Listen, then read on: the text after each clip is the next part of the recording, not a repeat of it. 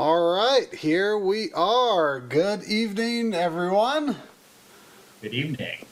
I see I did not update the guest roster on the dual cam. I did on the other, but we're joined by Greg, who does Generation 16 and was a writer in the gaming magazine industry some number of years ago. A lifetime ago, yeah. And also Chris from Classic Gaming Quarterly, who does videos on, reading old magazines. So yeah, this is sort of we brought the team back together. We did a stream like this. I forget how long ago it was, but we were reading. It was mostly EGM, right?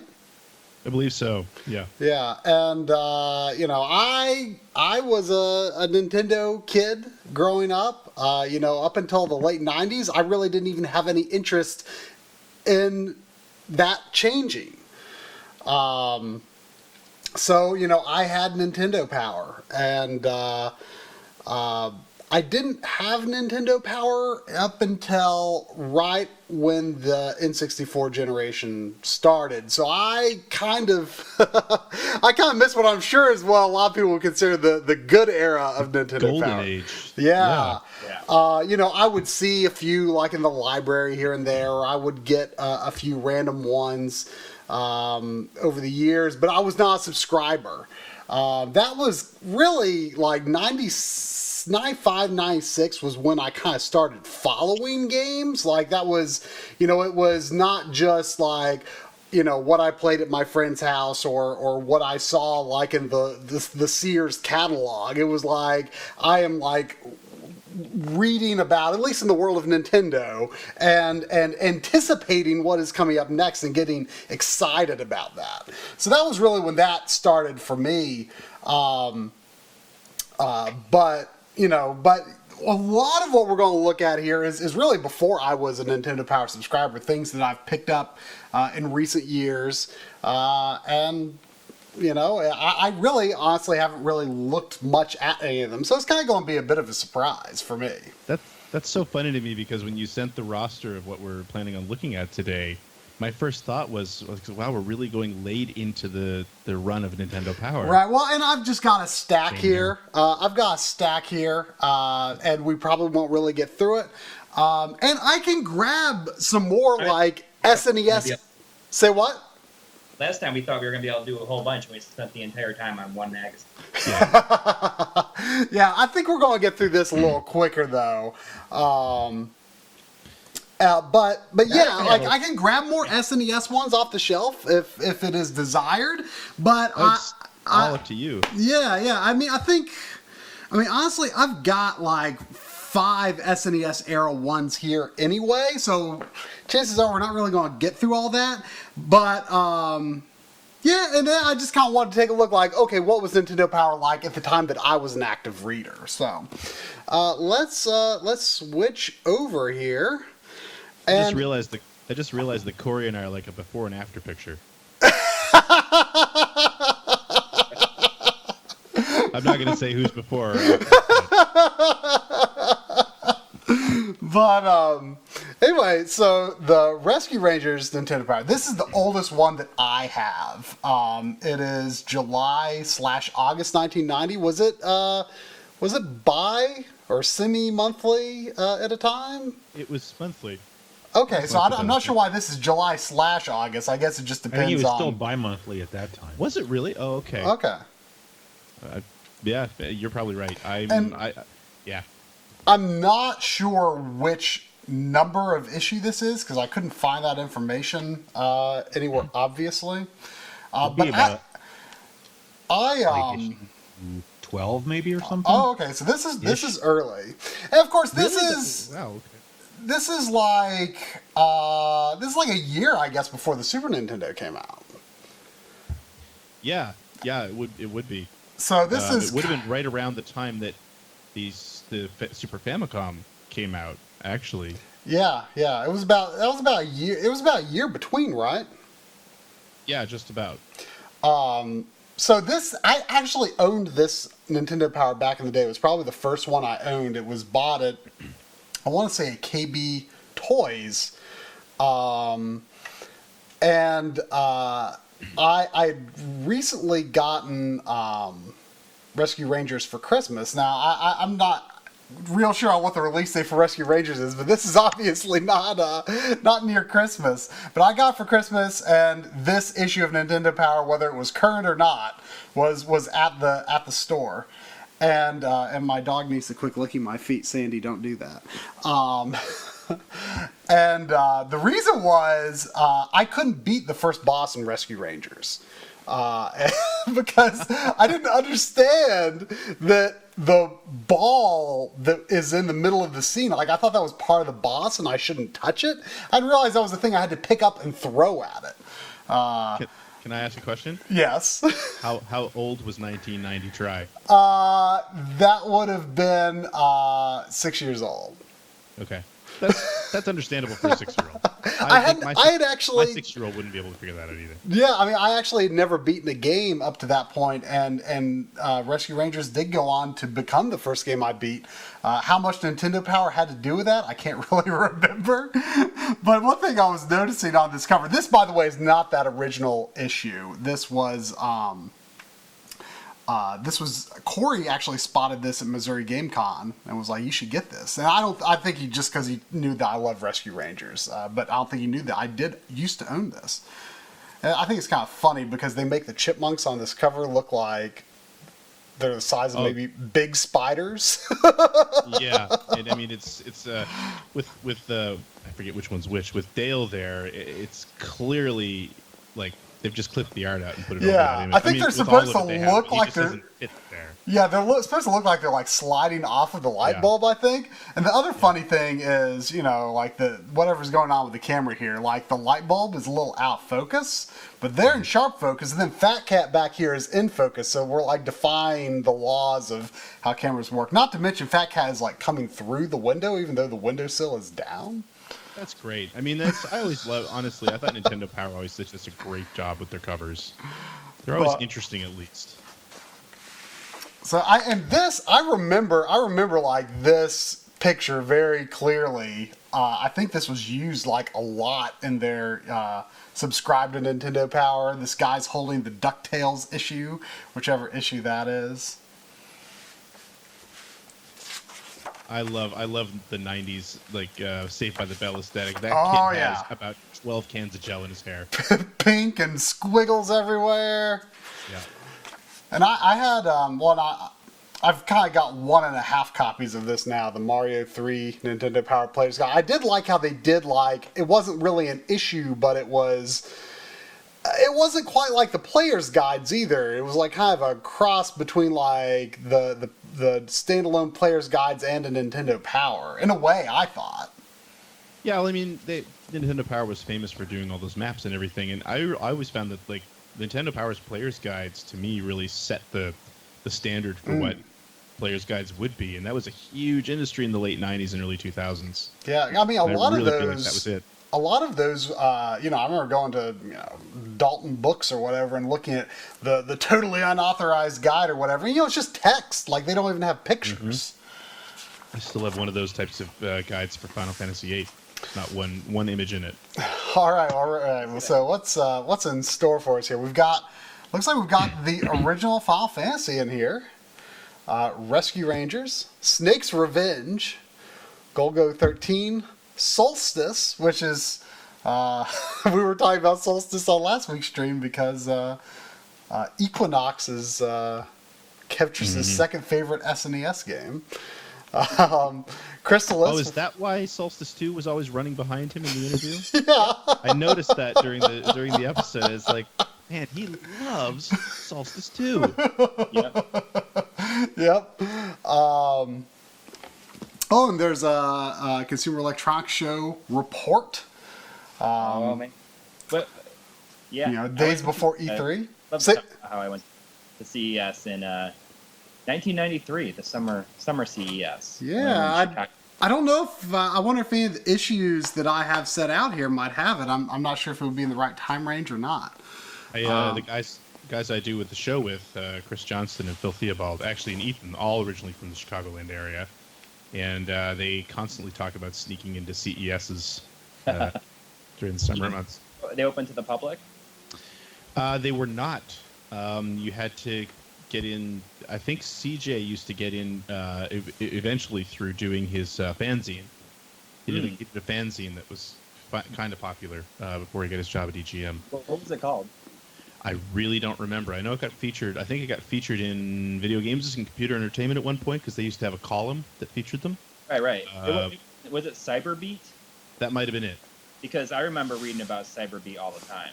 Yeah. In BGNC. Yeah. It was like the biggest one that they really, that was around at the time. Yep. So over here they list the staff, and there's Japan staff too. I wonder if these guys were like full-time Nintendo Power even in Japan. I don't know, or maybe they just did a little bit. But let's move on here. So, check out this kid here. So this is the Player's Pulse, which is the. Let's see, is this how many pages? This used to be like, I think during my era of Nintendo Power, I want to say this was 2.5 or. Well, it was probably like 3 to 4 pages most of the time, but this is just 2 pages. The letter section was always huge for gaming magazines in general because not only do your listeners, look at that, I've been doing podcasts too long, your readers get a chance to get into the magazine, but generally magazine size is dictated by ads, although that was never the case with Nintendo Power, and letters was an easy way to fill up last-minute pages. Right? If there was a late ad sale, add a couple more letters pages because you always had tons of letters, especially Nintendo, I'm sure. Let's check out what this kid's writing in about. He says, "I am 9 years old and I just competed in a school program called Invent America. This program asked students from across the United States to make an invention that can solve a problem. My problem was one that a lot of my friends had also. The Nintendo controllers always stayed on the floor, and often the cords got tangled up. My mother was always calling me back to put them up whenever I left them on the floor, which was most of the time. I invented an automatic control winder for the Invent America program. Many students and their mothers saw it and said that they really needed one. This invention is made of a box that the Nintendo Entertainment System control deck sits on. It has space for 2 controller cords to wind up inside. You push a button and the control cord winds up out of the way. It works like a retractable cord to a vacuum cleaner does. The automatic control winder also has room to store game packs." I wonder if he actually wrote Game PAKS or if that was the Nintendo Power editor's touch. Because that's what you got to call them, Game Packs. Yep. I mean, that was like a Nintendo only thing too. I mean, calling it. Yeah, I don't know what did in Japan. If you look, at least on N64 cartridges, it says Game Cassette. I'm not sure really? what. Yeah, it says Game Cassette instead of Game Pack. It's kind of a natural place to go. I mean, how many of our mothers and fathers called them game tapes? Yeah, exactly. Yeah. Nintendo tapes, yep. What do they say to him? They say, "Well, Eric, your idea looks good on paper, or whatever your model is made of. Although there aren't any products quite like it in the works, we here at Nintendo have also given some thought to the problem of tangled cords. Our solution, the NES Satellite, our infrared remote controller that not only eliminates cord tangle, but lets 4 people play simultaneously." I've never used one, but I imagine it has to be terrible. That was pretty good. I remember a friend of mine owned one. The key thing is you had to make sure you stayed in front of the system, but we never had any real problems with it. Got a dog I'm surprised that Nintendo didn't send little Eric a cease and desist letter. That's the part of the letter they didn't publish. Well, times have changed. So, is this around when Final Fantasy 1 released? This is a nice spread here. I vividly remember now I know for sure I had this issue because this was the spread that sold me on this game. I bought this game in the summer of 1990, and it was because of this article. Yeah, I was not aware of Final Fantasy until mid-90s. Oh, we got a donation, $5 from Sean Quinn through Super Chat. Thank you so much. Yeah, I wasn't aware until like Final Fantasy, 2 and 3 as we called them back then. But at the time I thought they were boring, but now I'm like a huge Final Fantasy fan. But it's so it's so interesting looking at here's the artwork that we got. Great Nintendo artwork. Yeah, I mean, I assume this is the official artwork, but it's obviously not the Toriyama style. But there's lots of this very reimagined artwork, which I kind of have a soft spot for. I actually got a. I didn't pull it off the shelf, but I recently picked up a Final Fantasy 2/4 Nintendo Power not long ago. The cover has this wildly different artwork that's I mean, even though it's kind of silly in a way, like how much it diverges from the Japanese vision at least, there's definitely a charm to it, and also kind of interesting because today you don't see this, you don't get a chance to look at this particular artwork very much anymore. I wonder if that's official artwork or if that's just stuff that Nintendo had done for Nintendo Power. Because, I mean, that was pretty common for Nintendo Power back in the day as well. They had a very distinct style, and they got a lot of artwork done for their game spreads that I don't think you ever saw anywhere else. Some of it was fantastic, but I wish I had my old copy of the game with all the... Because when Final Fantasy came with a really thick instruction book, plus like 2 maps with like a world map and a monster chart and all that sort of thing, and an item chart as well, and magic, I think. But I don't remember if this was official art or not. It looks great though. I'm looking at the chat and I have to apologize. I said Toriyama. I meant to say Amano. Yoshitaka Amano. The wrong artist dropped out of my mouth. Yeah. We got another $5. Great trip down memory lane, gents. Thank you. Yeah, there's just, I mean, it's so cool how there's all this artwork. I've seen this artwork somewhere else, like in a guide, or maybe it was that book that you were talking about, or I say this art, but it was definitely the not Amano art, clearly art that was made for the American release. I want to say there was an official Nintendo Power guide for Final Fantasy. Yeah, I think you're right. Yeah, so that might be where you saw it. Yeah, so I bet it was using this same or similar artwork. Yeah, look at that. Look at that. That's glorious. That's man, I miss this game.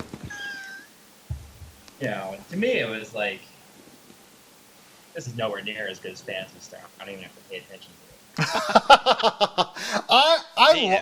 I like the original Final Fantasy, but I will say that if you were to like compare Dragon Warrior 1, Final Fantasy 1, and Phantasy Star 1, I probably like Final Fantasy 1 the most, but I would have to agree that Phantasy Star feels more advanced. It feels more ahead of its time, I think. I would. That's a tough call. But one of the things that I lived about Final Fantasy, well, I mean, the airship was awesome, but one of the things I really loved about it was the way the opening is done, because it's a cold open, pretty much, which you didn't see in video. Yeah. You like beat the first boss, right? And then it's title drop.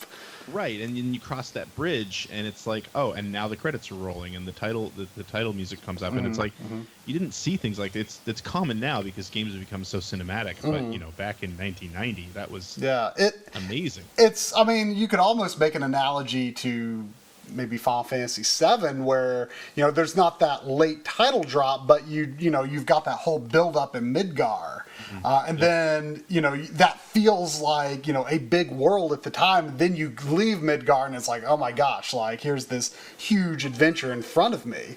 Oh, thank you. Wow, another $5 from Reese Riverson. Awesome idea, guys. Keep up the great work. Thank you.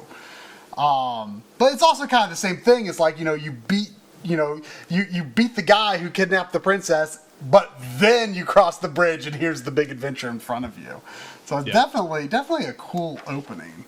It also kind of felt like I don't know, maybe I'm reading too much into it, but it almost kind of felt like a dig at Dragon Warrior at the time too, because Dragon, the ending to the prologue of Final Fantasy kind of had the same outcome as the ending to Dragon Warrior, because you went and found the princess and brought her home. Right? Yeah, yeah. So I don't know. Big rivalry at the time. Pardon me? There's a big rivalry. Yeah, there was. Yeah. And this is, not insignificant, the coverage they're giving this game. Sea Shrine, that's the third Fiend? Yeah. I want to say. It's they go Nintendo through published this, so they go through the Kraken in this, which is kind of insane. That was like the hardest section of that game. Now here's I saw this on the cover. It says Final Fantasy Treasure Quest Part 2. So what is this about? This is some sort of contest. Yeah, I think they actually had 4 people win that. I want to say, and I could be completely making this up in my mind, that the payoff for this was actually seeing the people who won this contest got a trip to some island and I don't know if they got dressed up or not, but there were 4 of them and opened up a treasure chest for all these awards. I don't know. I could be completely off on that, but I want to say it was a letter section. I wonder where those people are now. If you could find. Clearly millionaires. They sold that stuff and. So here we've got a 2-page spread of Howard and Nestor. I'm not sure why this plain old font is not good enough for Nestor, and he needs like Nickelodeon font over it. But he had an endless inferiority complex when it came to Howard. See, but if you look at the art here, like that's clearly the same style as the stuff that was just in the Final Fantasy spread. Especially like that opening page of the Final Fantasy spread when you had the different types of warriors you could be. Yeah, look at this ogre here. Like he's it's definitely definitely pretty similar. The ogre clearly has Howard's eyes. I'm not sure if this is supposed to be about any particular game or not. They usually are. Those are the guys from Super C. So there you go. This is about Super C. Oh, okay. All right, here's the Consumer Electronics Show. Guys, The Simpsons are coming to the NES. Are you excited? Oh, thank you, Sonic X64, $5. Bought a frame master recently. Your videos have been very helpful. Thank you so much. Some big stuff here. Yeah. So, Teenage Mutant Ninja Turtles sequel was the actual arcade cabinet out at this time? Yes. Yeah. I want to say that was out when the first game came out. Oh, really? Okay. I'm not sure though. Maybe not. We've got is Deja Vu the second or third game? It's the third game in that sort of little trilogy, right? I don't know. It's like Uninvited. I thought Deja Vu might have been Uninvited, or Shadowgate, Uninvited, and Deja Vu. Yeah, I think Deja Vu was third. This here says a sequel to Shadowgate. So it must have come out second then I was pretty sure Uninvited was second, but maybe not. It's so crazy to think this is 1990 and we're only looking at Mega Man 3 now. Yeah, people don't remember how deep into the 90s Mega Man was being released on the NES. Yeah, it's crazy. So what's the Miracle keyboard? One of the big surprise releases at the summer CES was the Miracle keyboard from Mindscape and Software Toolworks. This amazing accessory comes complete with an electronic keyboard. Ooh, electronic. which plugs into your NES and provides a full range of musical sounds. The Miracle Keyboard is also a truly educational device. Crowds of spectators gathered around the display, and this unit should be hot.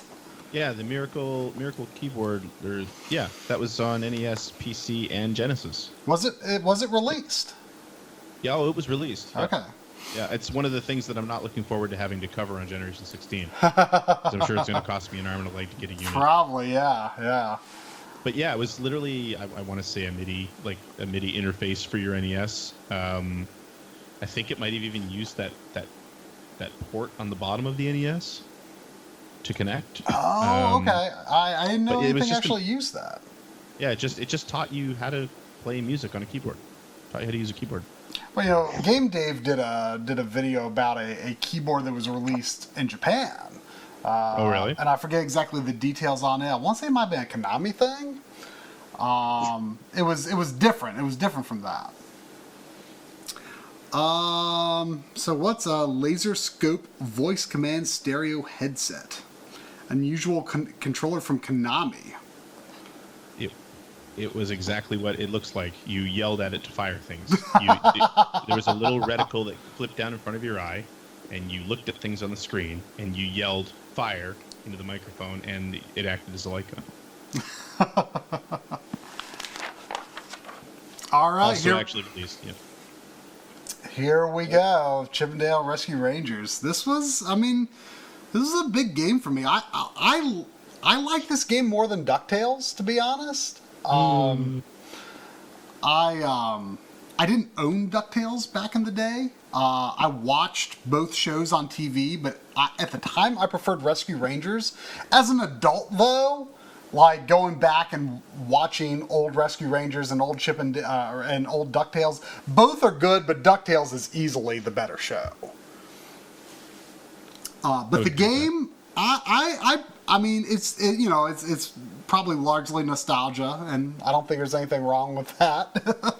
But I do like Rescue Rangers, I think, better as a game. But like I say, it was the first game I ever beaten. Right here it is. Beat the Brusher.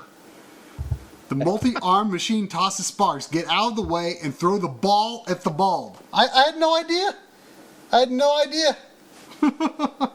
wasn't that the way to fight every boss in that game? It was, yeah. There was a red ball in every room. But the thing is, the ball is a palette swap for this green ball that's at the top of the thing. So to me, it looked like part of the boss. And that ball didn't exist anywhere else in the level. It's actually funny because I've got, it's actually one of the earliest videos we put on the channel. We did like this Christmas memories video. And I have this VHS tape of when I got Rescue Rangers for Christmas. It was like, I didn't understand like how to pick things up because like my frame of reference was Mario 2, which was you stand on something and hit the B button. Right. And I left to go play Rescue Rangers while my parents like continued opening their presents. And at some point in the video, you see me come back in, and I'm like, "Dad, I don't know how to pick up an apple." It's like, well, don't you use your B button? You usually use your B button to pick up things. The most interesting part of that story to me is the fact that your parents let you go play a video game while they were continuing to open presents on Christmas morning. I wouldn't be allowed to do that. I mean, if you watch the video, like my mom, like mostly lets me like open stuff for the first while, and then I go play this. Like their time to like open up their own boring stuff. But this is a complete. It's not complete. No. Well, that's pretty close to complete. It's close to complete, though. Pretty close. Fat Cat says, you've done well, Rescue Rangers, but you'll never get through my hideout. It's close. It's missing, maybe the last 2 levels? 2 or 3 levels? It's got some teasers for, some of the last couple of levels. This is the last level here. Yeah, I think they're covering everything but the last level because it looks like Zone F Oh no, there's HIJ in there as well. Yeah. So yeah, there's a good 3 or 4 levels left there. Yeah, like they cover like the tree zone, which you don't even need to play that level to beat the game. But yeah, I love this game. You know, I haven't played Rescue Rangers 2 in English. I actually for a long time didn't even believe the game existed. Like I saw it on the Funkoland paper that had like all the game prizes. I'm like, Rescue Rangers 2, DuckTales 2? Those games don't exist. I thought they totally made that up. Just because I'd never seen it. But I've got the Japanese versions of both games. But what I really like about Rescue Rangers 2 is that it really, like, even though I couldn't read it, like, it feels like an episode of the show. Like, it feels like there's this, like, ongoing plot. Whereas this doesn't really have anything that develops over the course of the game. I never ever played Rescue Rangers 2. I think it's good. I mean, I like the first one more, you know, mostly out of nostalgia, and you know, I think it's considered the better game. But I don't like think it. you need to apologize for liking Rescue Rangers. Rescue Rangers was a great game. Yeah, It wasn't as good as DuckTales. You're wrong there. But well, you know, the funny thing with DuckTales is I borrowed. It was either the first or the second. I thought it was the first, but like looking back, I think it may have actually been the second. I borrowed from a friend way back, and I didn't really understand like the cane mechanics at the time. Like it was very confusing to me because like I was just like, why can't I jump on things? Why, you know, I didn't understand that I had to like be pogoing, you know. It to me it wasn't as clear how to play the game. when the for what it's worth, when the Afternoon Collection came out, my son, who's 8, really desperately wanted to try DuckTales, and he couldn't figure out that mechanic either. Yeah, it was just voodoo to him. Like he watched me doing it, and I explained how to do it. And he just couldn't quite grasp it. So I never played Chip and Dale like when it came out.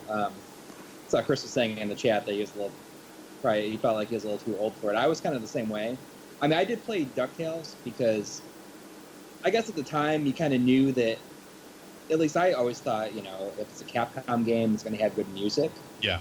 So that was kind of like a reason to rent DuckTales. And I also had read in magazines that it was good. But I mean, Chip and Dale's, like I just felt, I never watched it when I was on TV either. See, I was a big fan of and I don't know, I was probably a little too old for it as well, but I was a big fan of DuckTales and Chip and Dale. But, I mean, I don't know if you guys were like me, but it was like every weekend, Friday night, you go to the rental store and rent a game. And at that point, if you saw a game with like that purplish Capcom border on it didn't matter what it was. If it was available, it was always right near the top of your list to try, just because you knew it was going to be quality, right? Same with like the silver Konami packaging, that sort of thing. It's like, well, I'm going to at least give this a shot. Yeah. So Snake's Revenge, I've never played it. You know, I know it's considered non-canonical by Kojima. Yes. Yeah, it's not supposed to be very good. I have it. I haven't played it. I should stream this. I played through it. Wait, you played through it? I played through it back when it was new. Speaking of like going out and renting games on the weekend, my buddy Dave and we were the ones who would rent those games together. And I mean, back then, you know, we had played Metal Gear, and Metal Gear wasn't like the big hit in the U.S. and Canada. That it wasn't well known like it is now. It was almost like a hidden gem back then.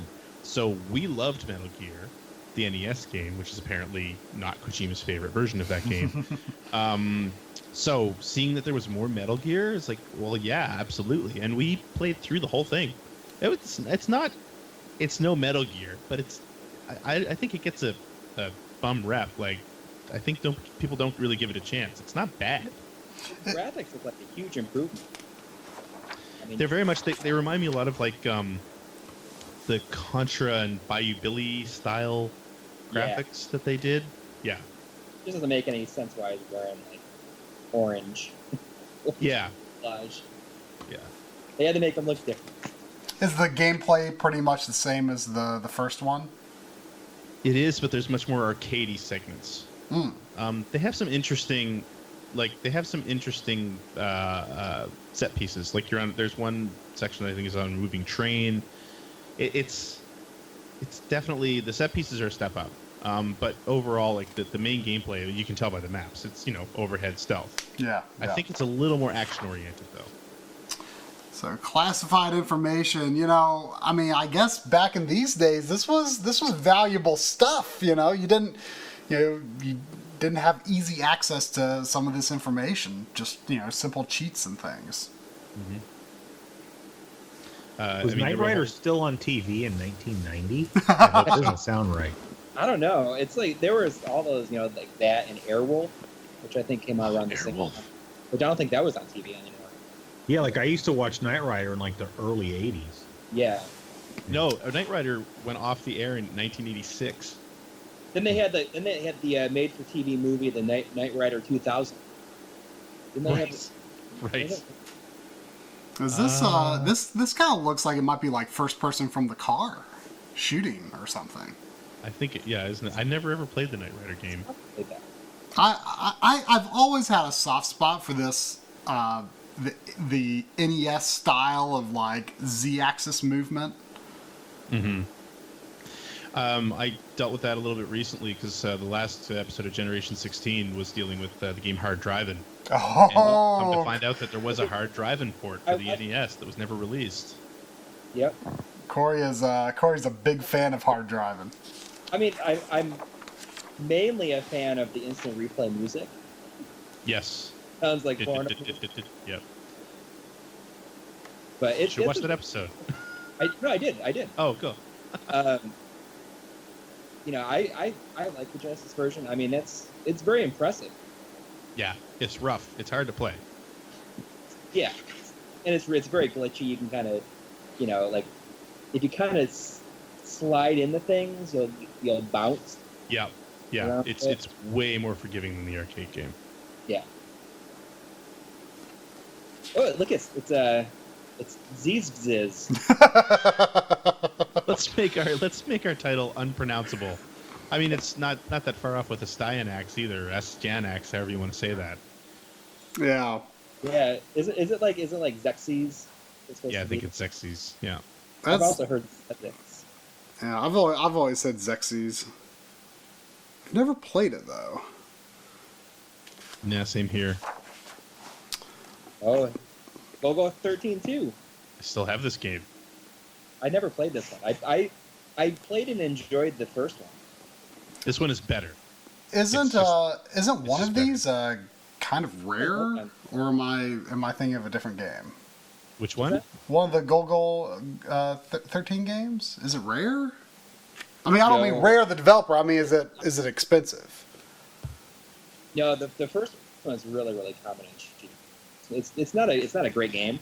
I remember it has a sex scene in it, which I did not expect as a little kid. Yeah, I remember you commented on that once before. Yeah. Isn't it like a silhouette or something like that? Isn't that what it was? I mean, it was not something you'd normally see in a game, just even insinuating that something was happening. Heck, you look at the picture there under Act 1 Prologue in Paris, he's smoking. I mean, Yeah. Duke Togo smokes, and he smoked freely in those games. Wow. Yeah. I mean, sometimes certain things just, slip by Nintendo somehow. I really like these games. You're right, the first game wasn't all that great, and I don't think this one was really all that great either, but it was just sort of like a much more refined version of the first game. I mean, You probably like it. If you like the first one, you probably like this one. I mean, the cutscene, art looks pretty good. You I always remember meant to watch the show. You remember when I was just reading an issue of EGM the other day, and it kind of brought back some memories. Like, they were never called cutscenes; they were called intermissions. Or cinematics. Yeah. So here's Solstice. Never played it. Infuriating. I remember a lot of people talking about it. Yeah. It was an impressive looking game. Mm-hmm. I'm sure I would love to know how people who played games like this on the Spectrum looked at this game, because there's this viewpoint seemed like it was a pretty hot thing on the Specky over in the UK. So Yeah. It says here, copyright 1989 Software Creations Limited. Where was this game developed? Is it European? I always thought it was European, but I really don't know. I mean, it's definitely of that style. Yeah. Ah, Crystallis, here we go. You call it Crystallis? I've always, well, I think I used to call it Crystallis, Yeah, but I've always- it's at some point I thought Crystallis sounded better. So I always call it Crystallis. I have no idea what it's supposed to be. I don't even know if there is a supposed to be. Just for what it's worth, try Software Creations was a UK. It was based in Okay. Manchester. Okay. So yeah, They did this Silver Surfer. So I think this is a great game. I mean, this is probably the best overhead action RPG on the NES. I mean, you know, assuming you're not like playing loose with your definition of RPG and, you know, calling games like Zelda an RPG, which is not the case. But I mean, this is very much truly an action RPG. How long is it? Because I have it. I really want to play through it. I mean, it's not super short. I mean, it's got saves. It's got a save battery. I mean, it's, you know, it's in my opinion, it's probably the best overhead action RPG until like Secret of Mana or something. Like it's Really? I think it's really good. Yeah. I would have to agree with that. I adored this game. It's just there's something about it. I think that the key, like the big thing for me when I played it is, and even comparing it to something like Zelda, it's how fast it moves. Mm-hmm. Yeah. Like your character's just really responsive and really quick, and he's not locked to the 4 cardinal directions, if I remember correctly. Yep, I think yep. he could move diagonally, and it made the combat fun. Like it just, and there was just a lot going on. It was it was a really really fun game. Yeah. You know, you've got sort of a robust equipment system here. You can, you know, equip 4 different things, I think. Or no, that's a tool shop. Here's the equipment menu. You can equip sword, armor, shield, and power. I think that's like your magic. But it's like, you know, here's a map of a town. I mean, you know, the towns I thought looked fairly nice. I mean, it's not an amazing that graphics game, but you know, it looks good. Got that nice SNK look to it. Yeah, and you know, pretty good music. I really like the overworld music. But it's, you know, it's a somewhat involved game, but it's, you know, it's really good. And it's you know, it's pretty common. I think it's about 12 hours. Yeah, it's Okay. it's not It's like not super crazy Yeah. long, but it's not crazy short either. It's like my sweet spot. You know, I can put in 10 hours in like a week and a half or so. Yeah. It's a game, you know, if I was to sell you, it's a game that when you kill enemies, they explode into a coin, which is always Yes. a good thing.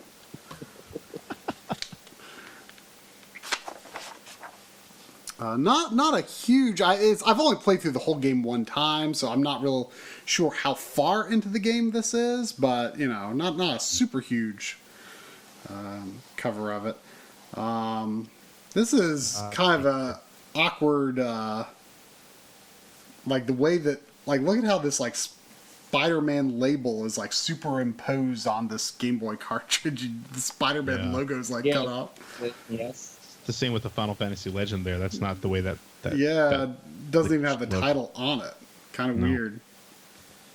But I'm looking there. I owned about half of those. I love the Game Boy. Oh my god. Yeah, the only one of those that I own is Final Fantasy Legend.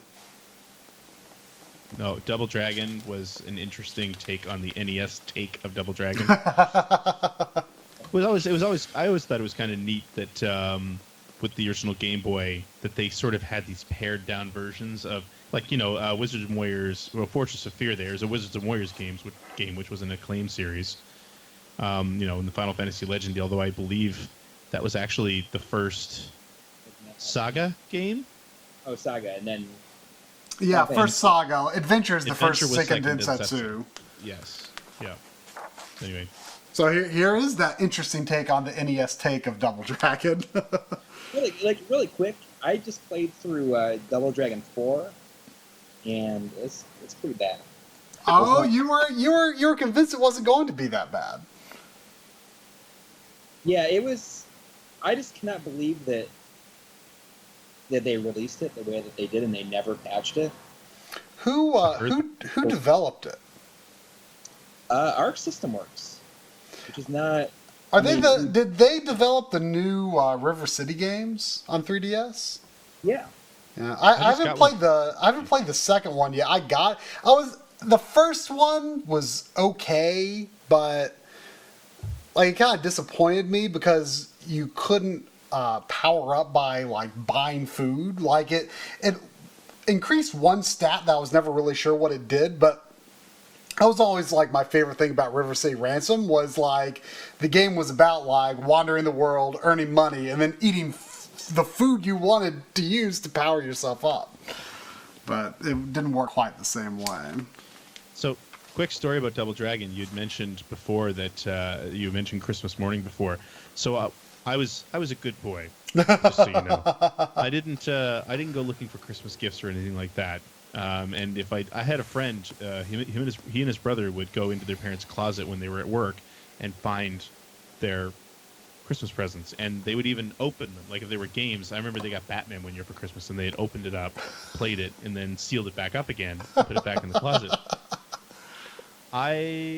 Double Dragon stands on the Game Boy stands as the only time I found a Christmas gift early, and I thought about opening it up and playing it, but I wouldn't have been able to live with myself. I was way too afraid of bad karma, I guess. But Yeah, I hear you. yeah. What if Santa is real, and he knows that I did this? Wizards and Warriors X. That's kind of weird. I never knew about this. Was this developed by Rare as well? I don't know. It says 1989 Rare Limited, licensed to acclaim by Rare Coinit. Good old Rare Coinit. Yeah, so I still have this. It's not good. No. It's not good. I honestly, I don't like the Wizards and Warriors. I'm a big Rare fan, but I don't like Wizards and Warriors. I thought Iron Sword was okay. I only ever played the first Wizards and Warriors because of those how to win at video game VHS tapes. And it looked interesting to me. It wasn't, but yeah, no, I wasn't. I was never a big fan of the Wizards and Warriors games either. Yeah, it looks like more of a side scroller, just like a. It is. Side scroll. Yeah. It's way more linear than the other Wizards and Warriors games. I played Final Fantasy Legend this past summer. What'd you think? I thought it was pretty good. It definitely has some weird level up mechanics. I mean, you kind of have to read about and know what's going on. But I thought it was pretty good overall. It like starts off like really really easy, but then it gets like a lot more difficult later on. Yeah, with the benefit of hindsight and knowing that it's a saga game, it makes a lot more sense. Mm-hmm. It's interesting that Nobuo Uematsu did the music, though. You know, I never... Which was great. Yeah, I never really associated him with that game. And then I was like, oh, he did do the music in this. But yeah, I vividly remember the eating the meat.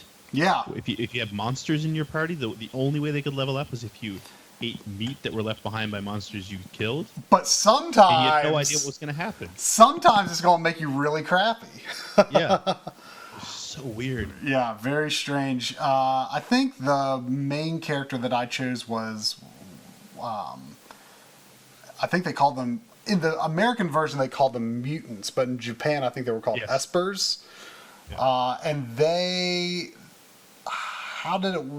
They level up with experience points, I believe, which are the only type of character that does. And then the human characters, you have to buy like potions in town to power them up. Right. It's a weird game. Yeah, weird game. I still need to get Legend 2. I've got Legend 3. I played most of Legend 3 back in the day. And when I was gathering up games to, I mean, I liked it, but I just didn't finish it for some reason. And when I was gathering up games to sell to buy a PlayStation. That was one of the games that hit the chopping block. But I do have a copy now, but I haven't. I'm waiting to get 2 before I play through that. Paperboy, you know, I actually. It's maybe the one game I feel bad about doing this to. I went to The Grid recently, which is we've got here a sort of, it's an electronics Goodwill. Mm-hmm. And like, for the most part, they sell stuff like for what the actual value of it is. And, but they do buy 2 get 1 on all games. Usually they don't have anything like crazy enough though to like make it really worth that. Taking advantage of it. But what I did the last time I went a week or so ago, I bought like a bunch of $1 and $2 junk Game Boy and GBA games because I wanted to tear off the labels and take out the PCBs and just make like dust covers for all of my Game Boy systems. And there was a $2 Paperboy and it was a nice looking cartridge. And like everything else was like, you know, like I think there was like a, you know, for GBA it was like Dogs and Dora the Explorer, and for Game Boy I grabbed like some soccer game. But Paperboy, I felt bad, but not too bad. I mean, you know, but who's gonna play the Game Boy Paperboy when you can play the NES Paperboy? Yeah, I suppose. I've never played Game Boy Paperboy, but Is that the first Ninja Turtles? Is that Fall the Foot Clan down there? Looks like it. I don't know what the order of Ninja Turtles games on Game Boy are. Aren't there like 4 or something? There's like a bunch, I feel. But I could be there are wrong. at least 3, but I think that's Follow the Foot Clan. That's considered the good one, right? This is only the second year of the Game Boy, right? So. Oh wow, that's hard to think. Yeah, that's crazy. Another Christmas story for you. I got Follow the Foot Clan for Christmas. Unlike Try, we had to finish opening our presents before I was able to play it. And then I beat it about 20 minutes later. Is that the one? This is awesome. And fell pretty easy. Is that the one that where B is jump and A is attack? Probably. Who knows? Yeah, my cousin. All I remember had being it. easy.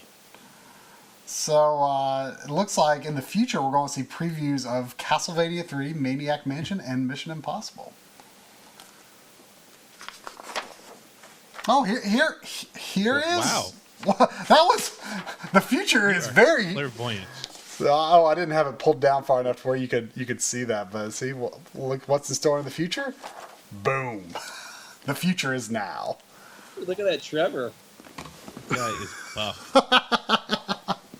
He's ready to go after Dracula.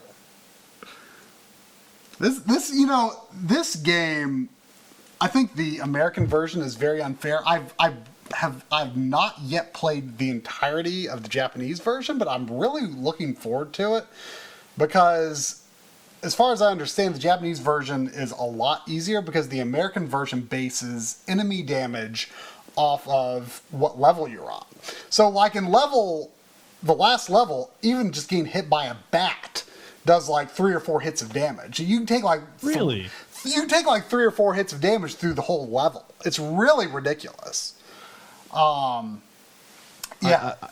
I'm getting stuck on this is classic Konami of America naming convention, Grant Dynasty. And Sifa Belmontes. Abdul and Fred Astaire. Now, do they? That's a typo. Has to be. Let's see. Sifa commands the very elements through the. This is a terrible background. It makes the text very hard to read through the use of magic. He attacks. Okay, so they were calling Sifa a he here. Yeah. That's what I was checking for. Wasn't it Belnades in the game? Yeah, I'm pretty sure in the game it was Belnades. What was the original Japanese? Was that the original Japanese? I don't remember. I can't remember. I still have not watched the Netflix show. I haven't either. I mean, it's supposed to be good. I watched like the first 2 episodes and I had to stop. I hear it's good, but I didn't find it to be good. It was okay. I wanted it to be better. Whoa, look at this. Look at this 90s background for Maniac Mansion here. That was very, like, Maniac Mansion, it was a big hit. I remember, like, a lot of magazines really covering it for several months. Mm-hmm. I actually just played this, like 2 months ago. What'd you think of it? It's weird. There's definitely points in the game where it's like you would never know how to proceed if you didn't look something up. Mm. But I liked it overall. I thought it was worth playing. It was interesting to see because I had a little bit of experience with graphic adventures at this point. A friend of mine, my family didn't own a computer, but a friend of mine did. We played a lot of Sierra Online games in glorious amber monochrome, but we'd never played because of that. I don't know if LucasArts games couldn't play on his system or we just never really got any of them. I'd never experienced the LucasArts adventure games, so it was kind of cool that this was available. Yeah, kind of. This game I think lets you. It lets you run into dead ends as opposed to something like Monkey Island, which is, much friendlier. You can't go into a dead end in Monkey Island, which the Monkey Island games are, unless I'm forgetting something, I think Monkey Island 1 and 2 and this are the only LucasArts adventure games I've played. I mean, I really want to play more, but I haven't played many of them either, to be honest. So the Monkey Island are my favorites. Mission Impossible, never played Another it. old show. Yeah. Before the movie. That was a thing that was happening on the NES in the early 90s. Did you notice that? Like Knight Rider coming out after that show was long gone, and the Mission Impossible and the Gilligan's Island and the Addams Family was a big thing everywhere for a while. I shouldn't say it was NES, but just in video games in general. There was a lot of like relatively old television shows getting games in like the early 90s. Maybe because game development finally started sort of getting into I don't know what I want. I don't know if I want to say assembly line, but it was like more accessible. It was sort of established, the form was established or had become somewhat established. I think one of the other things that was probably established at that point too is that licenses sell. And I'm sure it was cheaper to get a Gilligan's Island license than it was the latest, Hollywood blockbuster. But I don't know. It was a weird thing that was happening there for a while. I love the top 30. Oh, wow. So after 2 years of... I just wondered, like, it says they have so many points. How do they get these points? Where are they pulling these points from? I think it was mail-in, wasn't it? Wasn't it like a mail-in vote? I can't imagine 18,000 people mailing in. Well, no, but maybe they were weighted they'd mail in their top 10. Really? I mean, I don't know how many readers they had. Do you think they had more than... Oh, they had so many readers. I mean, they were, you got the thing for free half the time. You got your first 3 episodes for first 3 episodes. Out every month. Yeah, you're probably right. That's not the case, but I always thought that's how it was. With Mario 3, number 1, as true back then as it is today. Amen. Interesting to see Batman number 2. It's a good game, but it's higher than I would have expected. Well, remember though, the world was Batman crazy in 1990. What was the? I mean, this was less than a year after the Batman 89 movie came out. So. Yep, and that movie was massive. Yes, I remember I saw it like 5 times. Yep. And it's just, I don't know, a little surprising to see like Zelda so far down the list. Interesting to see like Willow, like number 16. Zelda was 3 years old by then. That's true. Yeah. Yeah. But still, I guess back then people wanted to move on to new things. It's interesting though to look Zelda 2. Like I've always kind of thought like it took the passage of time for people to accept Zelda 2, and even today, some people still don't like it. But No, I feel the opposite. Yeah, I would argue that it was more popular when it was new. Really, And then as the passage of time happened, especially once A Link to the Past happened, everyone kind of looked back on it and said, what were they doing? see, I didn't really like Zelda 2 much at the time, but my cousin liked Zelda 2 more than Zelda 1. But I thought she was the only person that I'd met that thought that. But then I kind of like, I went back and, and I'm a huge Zelda fan now, obviously, but I like Zelda 2 more than Zelda 1. I think Me too. it's more unique. It stands out today as a more unique game than Zelda 1 does, I guess. It was just such an interesting time because it seemed like that all the sequels to the popular games, like they really tried to reinvent it. Like Castlevania 2. Yeah. Redid everything. It was just such an interesting thing. I want to talk about some of these other games in this top 30. We Like got like Magic the of Magic of Scheherazade. Like who would have dreamed that at some point some list called it like the 15th best game ever made, And, yeah, Ultima is on there. Wrath of the Black Manta, which I find most people don't even know exists. Fester's Quest. That's an interesting game. Like I kind of want to get it. Magic of Scheherazade? Yeah. It's not bad. It's not great. I mean, it's kind of got a sort of Mario 2 and Arabic sort of aesthetic, I guess, right? Yep, but it's like an overhead. I don't remember if it was an RPG or not. I remember playing it, but Yeah, it didn't leave a major impression. But I didn't dislike it. yeah. I mean, what I've seen of it looks pretty interesting, I think. Yeah, let's talk about the presence of bad dudes down there. That was Bad dudes. good voice sampling. Guardian Legend looks like a really good game, but like I am so terrible at it.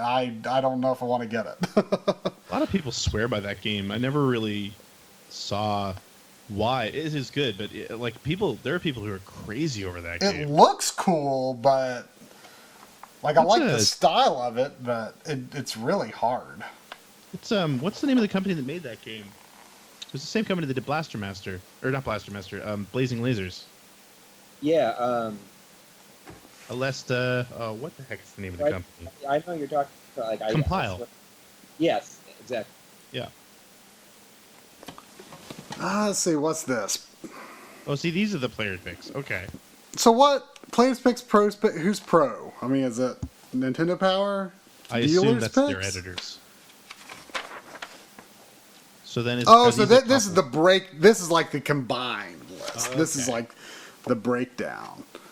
Oh, so Dealers Teenage picks. Mutant Ninja Turtles, like players were calling that number 2 back then? Like, are you kidding me? Like, I thought people didn't like that game even back then. Remember, Dude, the Ninja Turtles were Yeah. amazingly popular back then. Oh, yeah, 1990 was the year the movie came out. Yeah, but the first game is not very good, and I didn't think it was very Didn't good. matter.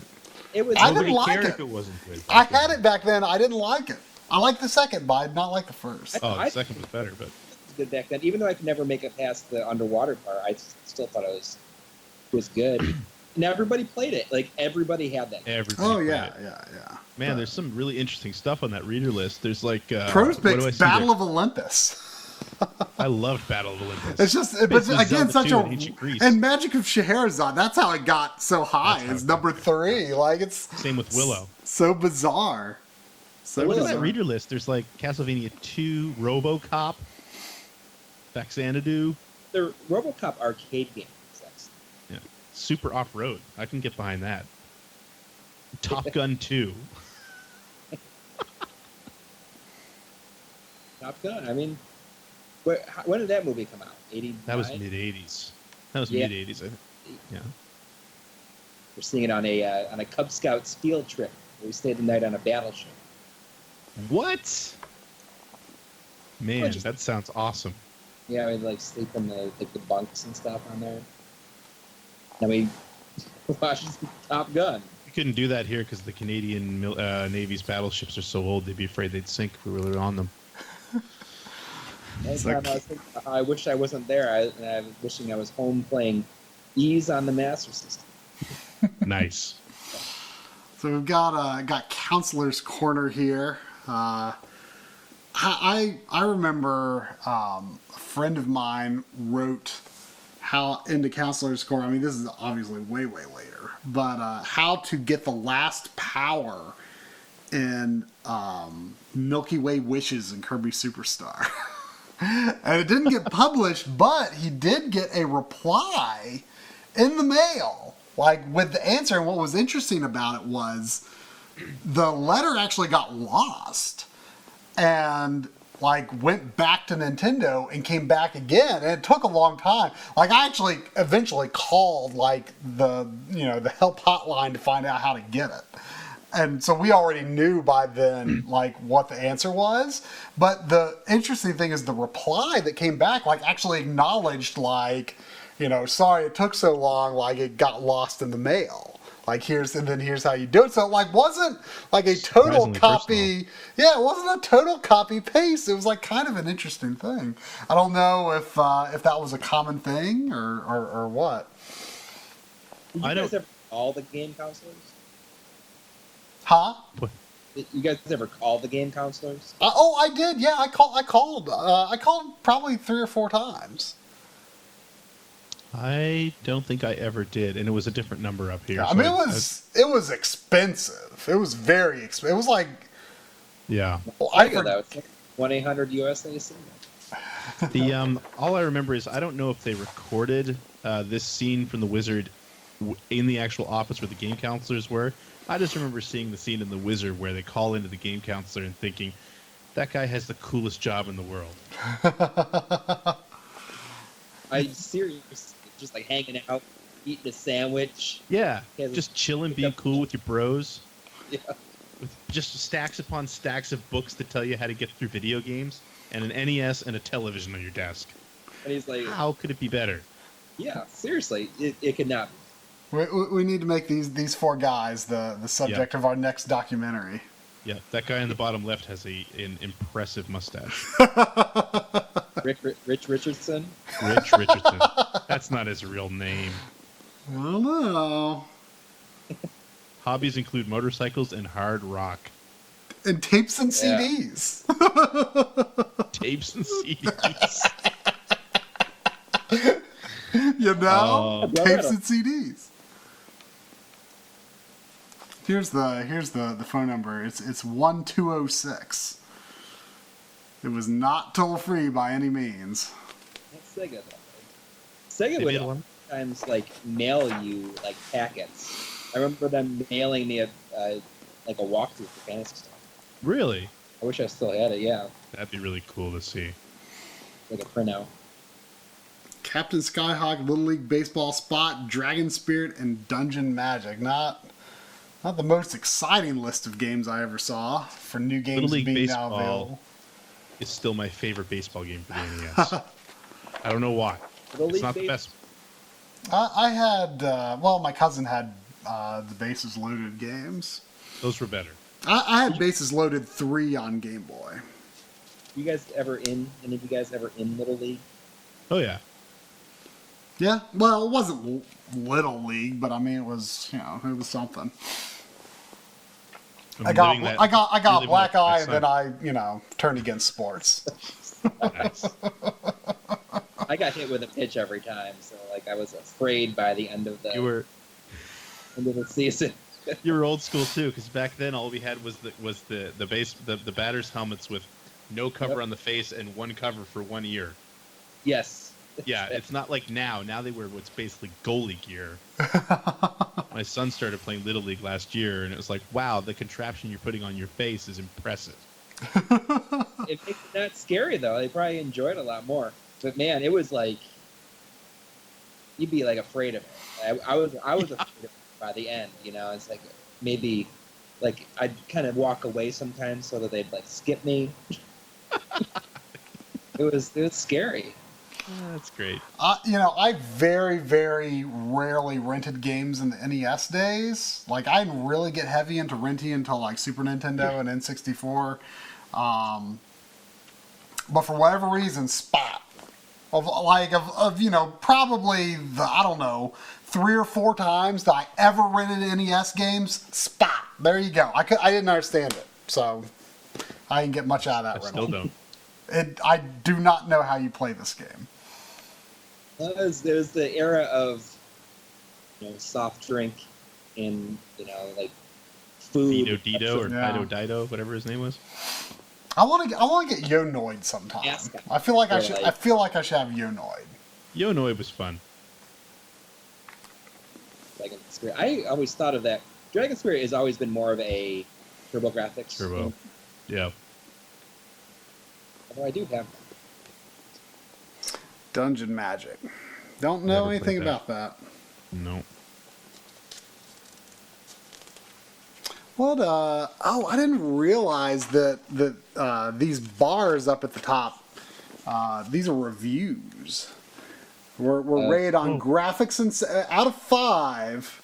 We're rated on graphics and sound, play control, challenge, and theme, fun. Based on these 4 screenshots we've seen of this game. Yeah. I wonder why there's. Yeah, I know, it looks off. Why, You know what it is? It's so that you can put your own ratings on it. Oh, okay, because it says power and player meter. Yep. Okay. See the guy. I don't know how well you can see, like the I guess the Nintendo Power rating. Like it's this cool looking guy, and then like the other is like this just boring little circle face. Weeb. I wonder if they were doing that before GamePro. GamePro was like known for their faces on the ratings. Yeah. Oh, here's Howard right here.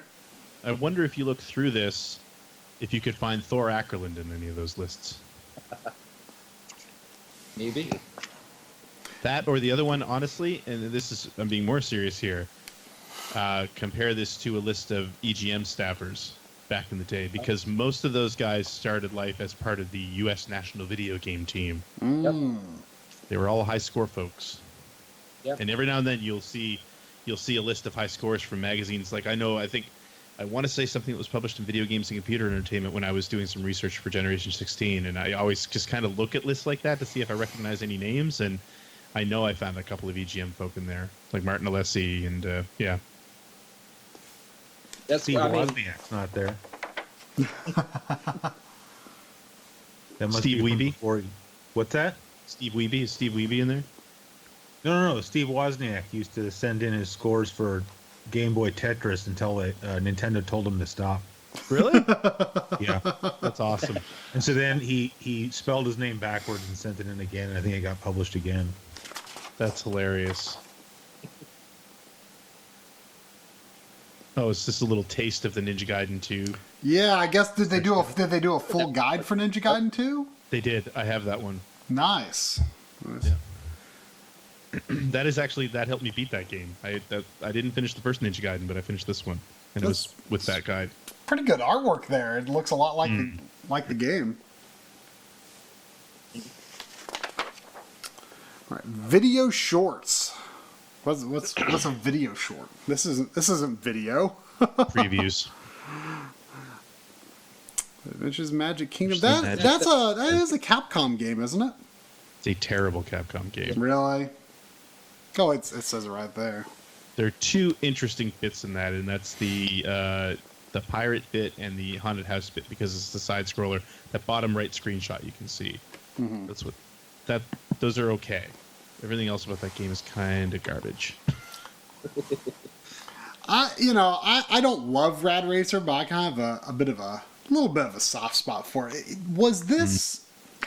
I know that the original was released in Japan as Highway Star. I'm not sure if Rad Racer 2 was released in Japan though. For some reason, idea. I mean, it would make sense that it would be, but for some reason, I have a feeling it may be an American-only release. Was it still Square? Yeah, it's Square. Yeah, I know that because when I did the episode on the Famicom 3D glasses, I remember researching this stuff a bit. I could be wrong. It probably came out in Japan. I don't know though. But I'm trying to look it up. I here. can't really imagine what you could do with a sequel to Rad Racer though. Like, First one was known for being like 3D, the 3D glasses. yeah, well, I mean, the first one works with the proper Famicom 3D system. They've got like the red-blue 3D and Rad Racer American version. You are correct, Try. It was only ever released in North America. Interesting. Yeah, this was like that, from the early days of the Sakaguchi Oimatsu and what was the guy's name? Nasir? I don't know how you say his name. Jabeli. Yeah. Yeah. He coded this one as well. Yeah. Yeah. Super interesting. I had no idea about that guy until the last couple of years, I think, when there was a couple stories about him. Because you always saw it on there, like, coded by Nasser. Yeah, like who? Like, I just assumed it was one of those crazy, like, pseudonyms that they use. Yeah. But no, he was not Japanese. No. And He actually lives in the same city as me. I want to go like meet him or something. Really? Oh, that would be so cool. That would He's be Middle nuts. Eastern, right? Isn't that? For some reason, I thought it was I thought it was but he Italian lives or here in something. Sacramento, California. Oh, is it? Maybe he's Italian. Yeah, I thought he was Middle East. Yeah. I believe he's US. Iranian. There you go. I want to say that's right. I wonder how hard it would be to like reach out to him, because that would be really, really interesting. We should do like Yeah. a video on it. I think Yeah. that'd be awesome. Yeah, I mean, it'd be cool, but like John Romero already interviewed him and posted it up on YouTube. So, I mean, what am I going to ask him that John Romero didn't ask him? How much he likes Doom? Right. Hey, I'd go interview him. I didn't even know he lived in the U.S. I sort of came close to buying Arquista's Ring yesterday. That's an interesting game. I really, really enjoy Pinball Quest. Yeah, I could see myself getting that someday too. It's just an interesting idea. Basically an overhead RPG, but with a pinball. Yeah.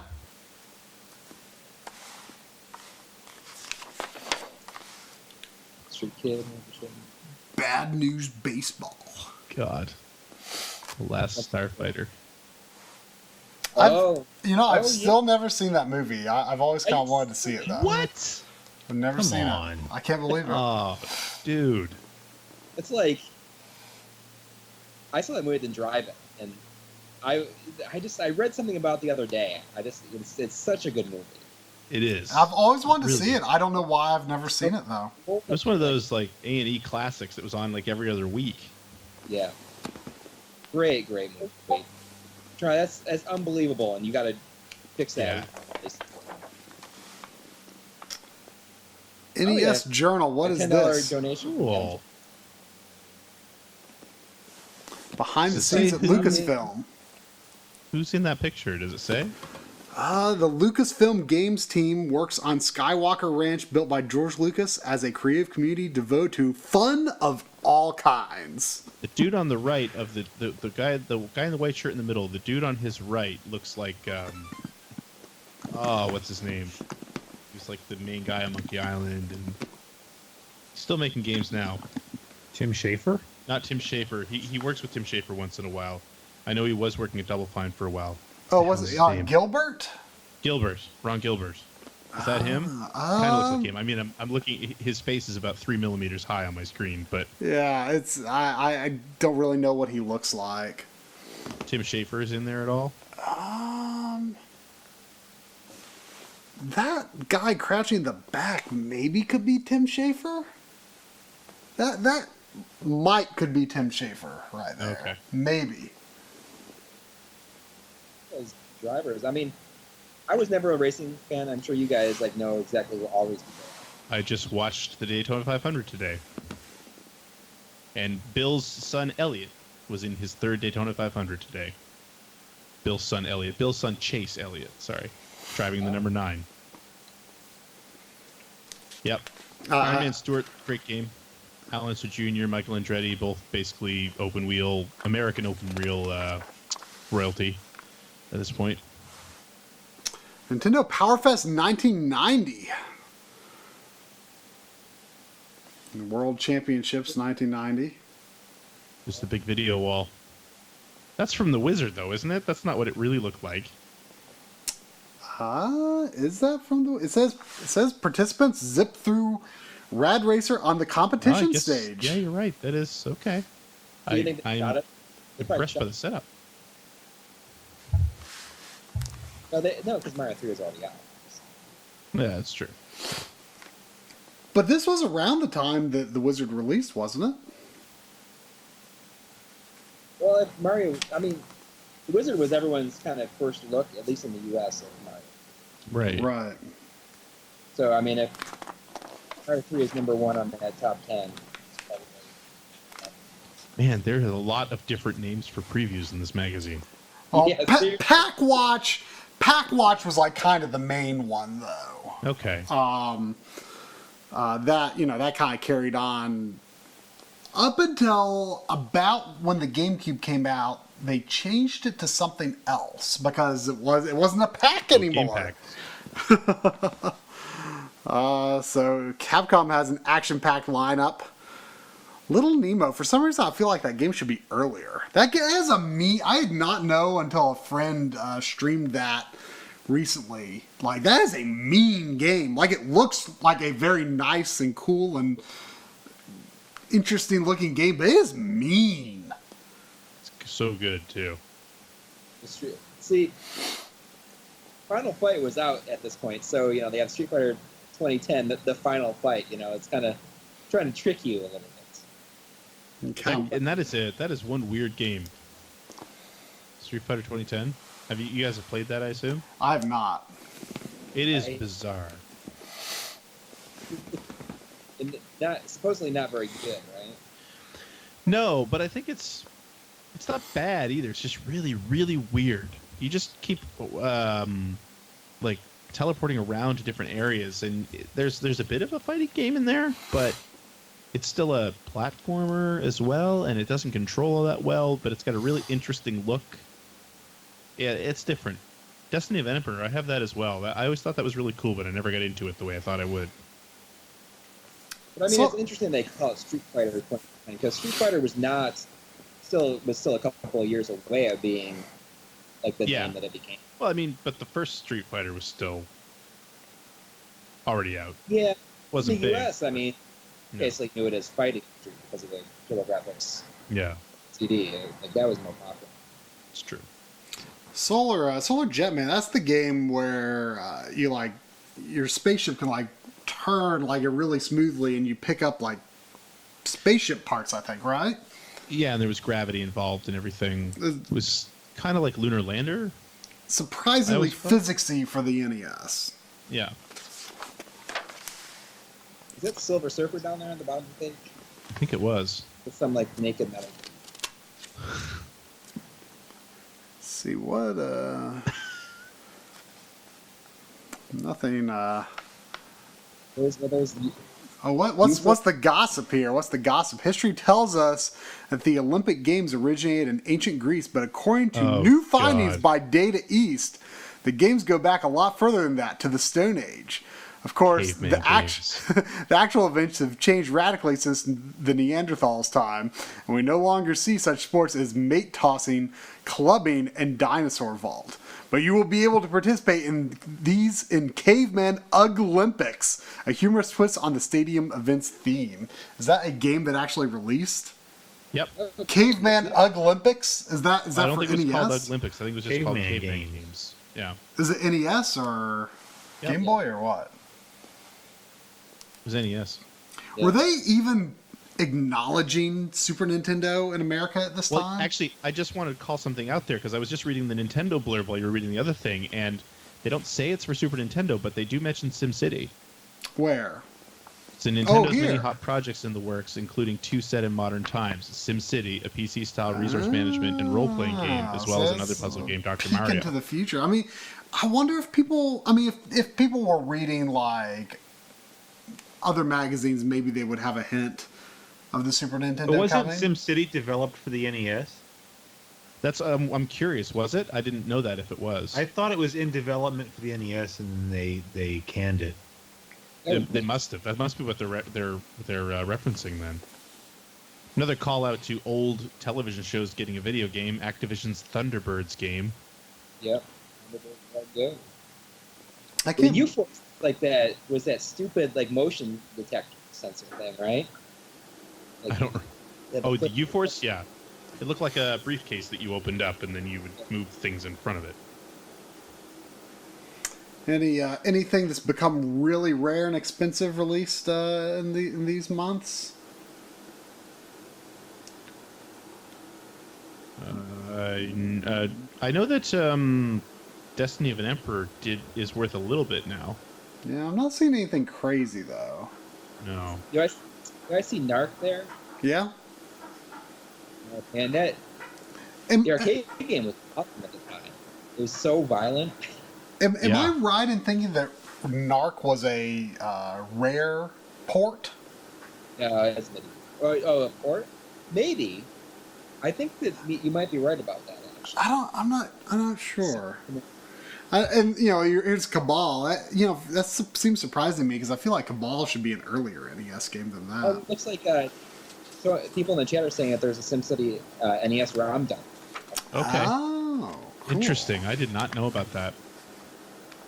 Let's Here's, see here. Here's the back issues that we've. July, August 1989, issue 89. That was the first issue of Nintendo Power that came to Canada. Oh, okay. And anybody who was up here was Nintendo Power Flash. So that was which, before Nintendo Power, there was obviously, I think it might have been called Power Flash down there too, but there was the free newsletter that you could get, and then that sort of became Nintendo Power. Ah.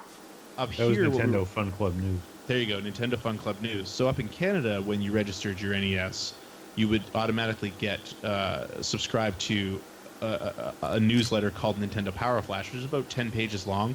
It was literally excerpts from Nintendo Power.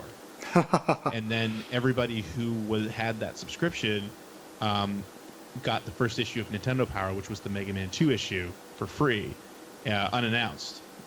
Nobody even knew it was happening. Well, I mean, how would we have known?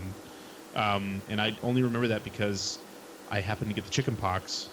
So when I was 12, which is right where that should be, 12 or 13, I got the chicken pox, and the first day I was home alone, my dad came into my bedroom, and he had just gotten the mail, and he threw that issue of Nintendo Power on my bed, and that's what I spent my week with the chicken pox reading that Nintendo Power. Every single word, man. Whenever you get like a new issue of magazine in the mail, it'd be like your day is set. Yeah. I mean, I read it within the first hour, and then I read it again and again and again and again. Yeah. And then all I wanted to do was rent Mega Man 2. So Ninja Gaiden. At the EGM, a friend of mine and myself would always like get on the phone immediately and go through a page. Yep. That was the way you did it back then, right? I mean, that was all the information you got. Yeah. So Ninja Gaiden 2 and the next issue. I mean, I feel like a lot of these things were kind of already touched on in this episode, but I guess maybe they're continuations of the coverage. What was that Dear Readers letter? Oh, that I hey, brought up look on at page? this! Oh my gosh! Someone filled out their information in this magazine from way Jacksonville, back. Yeah, it was Jacksonville. Jacksonville, Florida. Where did I get this? Oh, this is at Missouri Game Con. That magazine's Makes me wonder like how it ended up there. yeah. How did it? Maybe How many- Matt Wildrick moved to St. Louis. Let's Google it. I feel like we've exposed someone unintentionally here. I wonder if that number's still live. He's on Twitter. Rick is Wild 47. I'll know. Oh, look. I mean, it's Matthew W. Wildford. Wow. You should tweet out and tell him we just read your We should, Nintendo Power on stream. That's awesome. Should I? I don't know. I'm kind of nervous about it. It's multiple. I mean, there's Matthew W. Wildrick.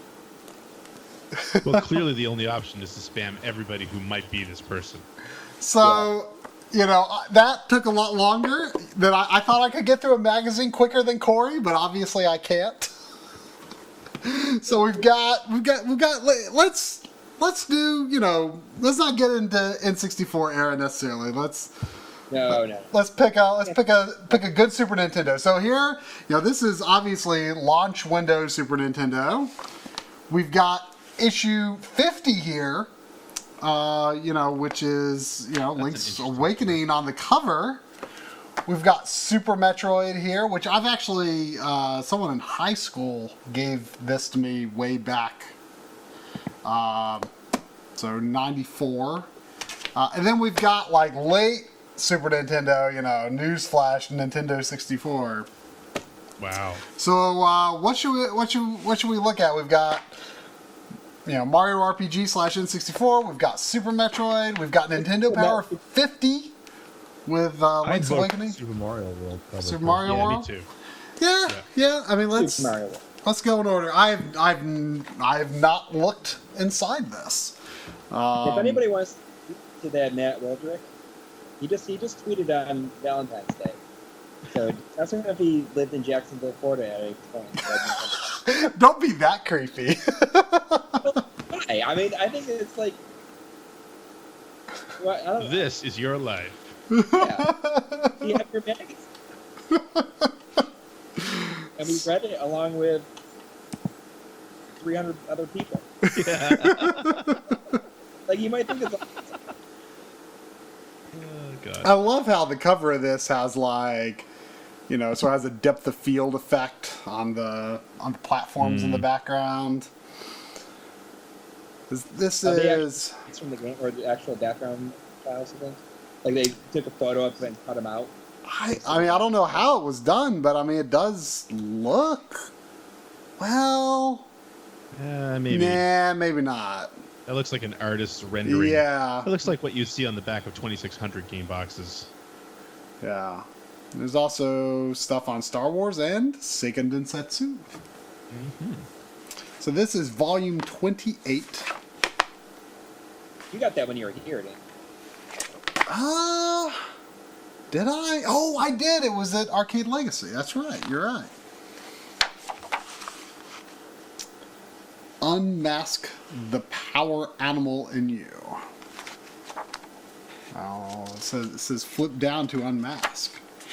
Oh, He needs a manicure. that's us. He's also holding the controller upside down.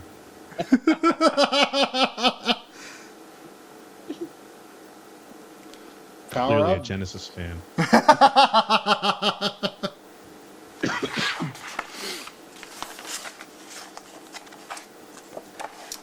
All right, what we got here?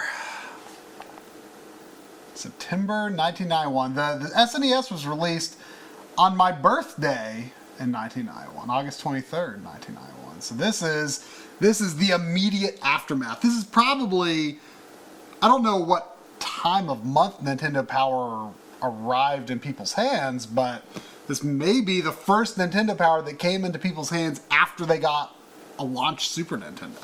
This most likely would have come out in August. Yeah. Would have released in August. So that may have hit. This is probably what people had in their hands when they picked up their Super Nintendo. I wouldn't be surprised. I loved like August release. Console like releases. Wasn't the Genesis released in August as well? I think you're Oh right. man, I have no idea. I think you're right. I think you're right. Yeah. Yeah.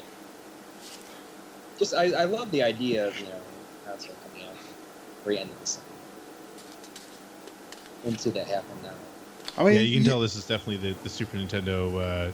Yeah, I mean with Mario World and Castlevania 4 Yeah, but I mean, hey, you've also got Kickmaster. and good old Worm. Worm, it has good like large character space. But this is only a little more than a year after the previous issue, and now it's like Super Nintendo. They weren't even acknowledging Super Nintendo, and now here we are. Wow, Marble Madness came out. What? Unless that's Well, Game Boy. Game Boy, yeah. I had the Commodore 64. I had the EA version for the Genesis. Player's Pulse. These are much shorter letters. I'm sure they cut them down. Yeah. Hey, look at the Rocketeer. Great movie. Yeah, I've never seen that movie. Really? Nope. Come on. I've seen snippets. It's a great movie. Great soundtrack. All right, here we are, Super Mario World. Can we all agree that the cape wasn't as good as the raccoon tail? Can we all agree on that? Oh, yes, absolutely. Okay. I mean, I just wanted to know if I was among friends, that's all. I mean, I love Mario 3. I mean, it's my favorite one. Mario World has always, at least visually, kind of been the off game in the series to me. Agreed. The one thing that Mario World did visually that I really like was bipedal Koopa Troopas. Yes. That was an improvement. Everything else is kind of like... It feels like it went to, like, the B team. Like, I'm not saying it's a B team game, but the visuals, even though, you know, it's the first 16-bit Mario... You are going to get some hate mail. Oh, my goodness. I don't know. I just feel like it looks... I don't know. There's just something off about the look of the game. I mean, it's like, come on. This is 16 bits. Why can't the Koopa kids have, like, the proper hair colors? And why is, like, Larry and Ludwig white hair again? Like, it doesn't make sense. Bowser looks weird. Peach looks weird. Yoshi has orange arms. Why does Yoshi have orange arms? You know? It is... I do remember seeing pictures of Mario World, and at the time, like, it seems totally normal now, but I was thinking just how weird of an addition Yoshi seemed. Yeah. Yeah, I don't remember how I felt about Yoshi at the time. It just seemed out of place. I mean, I always... At the time, I mostly just felt like I want to play Sonic. I do like this. Nintendo won't be good, so you don't have to. Go buy another system. I mean, I like the artwork of the game, but the in-game artwork I always just thought looked a little off. I almost bought like a nice print of this scene here, which I actually hadn't even seen until recently. Like this particular pose of Bowser, and the Koopa Kids. Like I had not seen those specific pieces of artwork recreated anywhere else. For me in this game, the art that always messed with me was when you were Super Mario, his walking animation does not. You can even see it on that page. Does not look right to me. It looks like his torso and shoulder are profile. Oh, and everything else is yeah. kind of facing the camera, and it just didn't. I don't know what it was about it. That's what's Really always bugged kind of me. driven me nuts about some of the like Kryl in Final Fantasy V. Like everyone else has like a profile shot, and then she's like looking at you from the side. It like drives me nuts. It's like inconsistent. Why are you inconsistent like that? Yeah, I never thought about that. It like as much as I love Mario 3, I always did think like the standing like this, like where his hands are like up to his chin.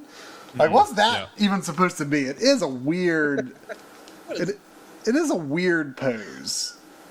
It is a weird. How do you think these screenshots were taken? I mean, they're clearly not composite. Could have been taken off screen.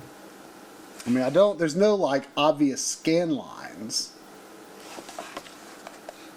My career in the game industry started too late to know. Actually, so this would have been 91. Yeah, I mean, all I know is I remember hearing stories of the guys at EGM carrying around basically a camera with a black cone that was the size of a monitor on one end and the size of the lens on the other. And you just plug that thing right into the screen and aim your camera. I see someone in the chat says, "I hate Mario's hat flapping when you jump." That was a cool touch though. That was like that was my That is a thing that Now, and mechanically, the cape, I do enjoy the cape. It's fun. It's not as useful as the raccoon tail because the raccoon tail is easier to get around with, but the cape is just so unimaginative. Yeah. Like when you go from raccoon tail to fly to a cape to fly, like that is You really just... touched a nerve with this. It's just, yeah, I mean, don't get me wrong, Super Mario World is an amazing game, but it's also like kind of an obvious step down from... And the Goombas are screwed up in Mario World. What is up? What is up with the Goombas? Corey has the Look, knowing I'm gonna laugh of have to someone jump who's off heard all this this call before. if you guys are going to keep bagging on the best game, one of the best games ever made, because I really don't want to be associated with this. It's too late. Hey, you know what? I think that Mario World is probably my favorite. I like it. Don't get me wrong. It's real, awesome. It is really Mario 3. it is really awesome, but there's also a few off things. But it's awesome. I love this page here. Like this big page with all the enemy artwork. Yeah. Oh, check this out. That is a nice map too. It's pretty. But you can see like the seams because they had to take, they had to photograph each segment and put it together. Yep. Collage it together. But it's amazing that they were able to do that. Good old Nintendo. Yeah. They were great at that, man. This magazine was always so good at that. Yeah. I wonder how they did it. So they printed them all off, you think? They took photographs and put all the photographs together and probably took like a big picture of all of it together. Oh wow. There's I would say we were still in the time here where they might have been laying these pages out physically and then, and then creating the page to be printed. Yeah. Yeah. there's this artwork, like individual artwork of like finding the different Koopa Kids. And at first I thought it was like the official art, but it's not. Like it doesn't have the I would say official art. Like I'm talking like the instruction manual art style. But it's close. Like I mean they're neat drawings. I've never seen them before. Finding Iggy there, finding Morton here. I've never seen those drawings before. It's always cool to look back at any sort of coverage of, I would say probably pre N64 Mario stuff, just because they hadn't quite refined his look yet. So it's just neat to see him evolve. Yeah, but I would say, kind of starting They're with really close here. Kind of starting with Mario 3 though, like they still use this, like when they go back and use like the hand drawn outline Mario, it's still this style. Yoshi obviously has changed a lot, but like Mario and Luigi pretty much look the same when they represent them with 2D art, unless it's a game with like a different style, like Paper Mario or Mario and Luigi. Well, I've always liked about this official artwork, it probably doesn't really convey on stream. Like, I don't really know how to describe it, but like the official artwork always has the shading gradient toward the edge, but then like at the very edge, just before the black line, there's like a light line that's like the main fill color, and like Mario artwork, 2D artwork usually has that style. And I don't really see that anywhere else. I don't know what that shading style came from, but like these don't have that shading style, so that's how you can kind of tell that these were probably drawn for Nintendo Power. Especially like this one, like Mario's pose and look here, like would never be that way in like the real game artwork. Right. Like he just looks different there. His head looks a little large. Like here, I would believe that would be possibly a real image, but it doesn't have that style of shading. I've never put that much thought into that. And that's all very fascinating. I'm not trying to make fun of you. It's fascinating stuff. I just never. Well, I mean, like my Mario manuals and that Mario 3 guide I had as a kid. I mean, they were in pieces because I was like constantly like looking at the artwork in them and like trying to draw the characters and stuff. So I've spent a lot of time looking at Mario artwork from late 80s and early 90s. But I just think it's cool that they've got like all of this battle artwork in here. I think that's really neat. Like they've got all 7 Koopa kids. They've got unique artwork for those battles. They even show a bit of the Star World, and they even tease the special. Now I remember finding the special zone on my own and thinking like how cool it was to discover that. That kind of disappoints me that they spoil it here in Nintendo Power. No, drawings of Yoshi on that page are a little interesting. Yeah. The green one, he looks like he's had quite a night. Yeah, the Baby Yoshi artwork has always been a little odd. He looks like he's got. Special strategies. To switch or not to switch? Boy, that's aged well.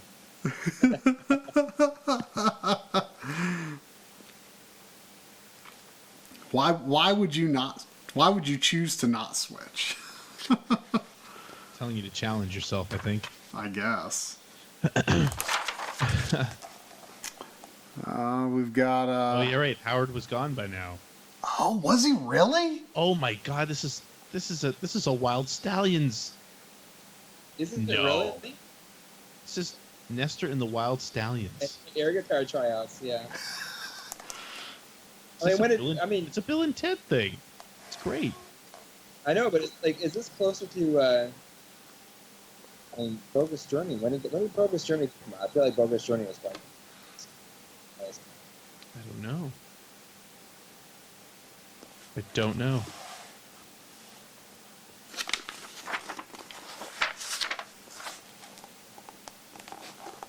Oh, so this is NES Star Wars. We'll see now.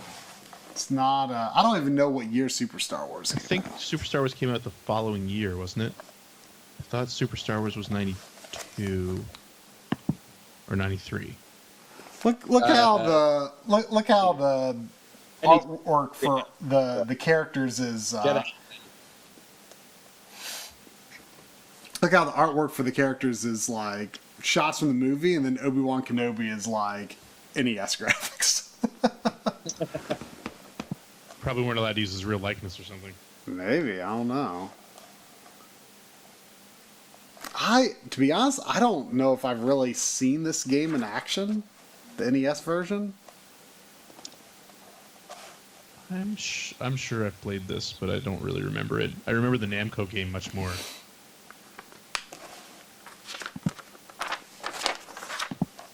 Yeah, I'm more familiar with the Super Nintendo game.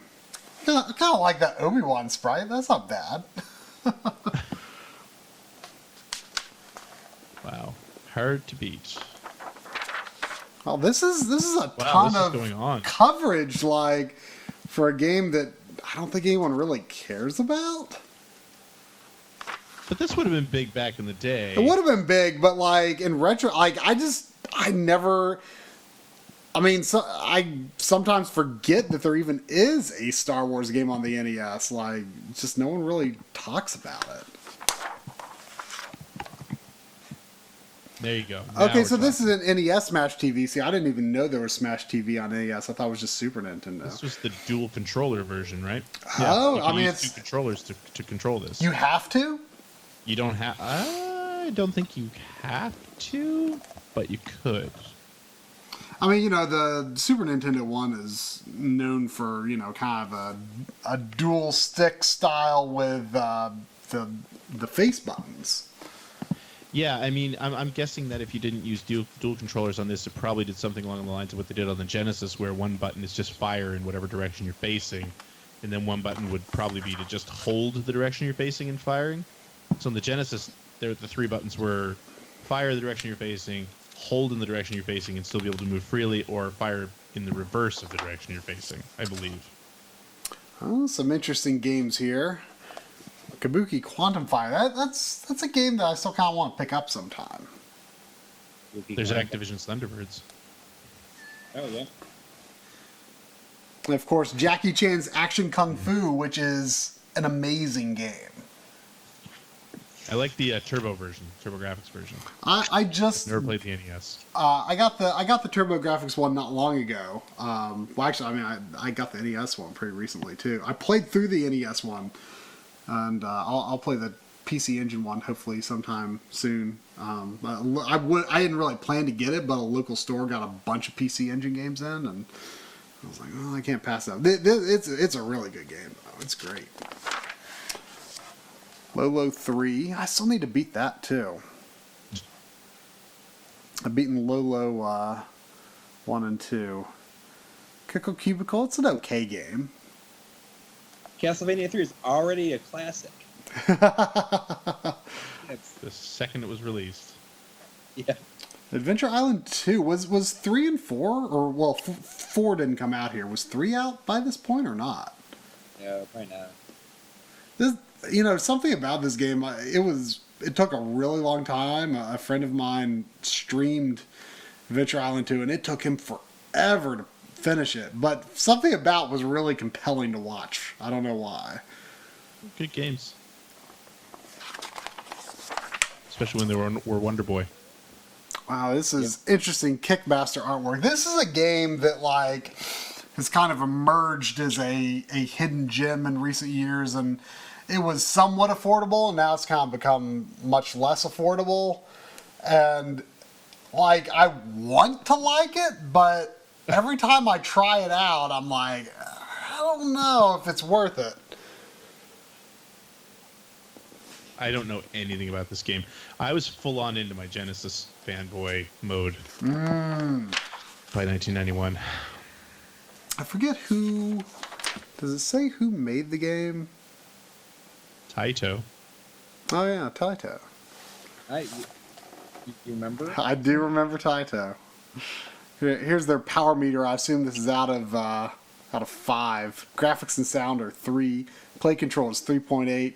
Challenge and interest is 3.5. And theme and fun is 3.4. Why is theme and fun in the same category? That's sort of a strange thing. The Bottomless Crevasse. Oh wow, this is going on. They actually gave this game quite a bit of coverage. I want to say the transition between NES and Super Nintendo, they probably had to scrape the barrel in a couple of these. Yeah. I don't feel like Worm and Kickmaster would be headliners in Nintendo Power like a year previous. I don't even know Worm. Asmic. I didn't even know. Asmic is like the pink dinosaur, right? Yep, Boomer's Adventures in Asmic World. Didn't they only release 3 games in America? No, they did more than that, but I don't think you remember any of them, like Worm, as an example. I don't remember Worm. Nope.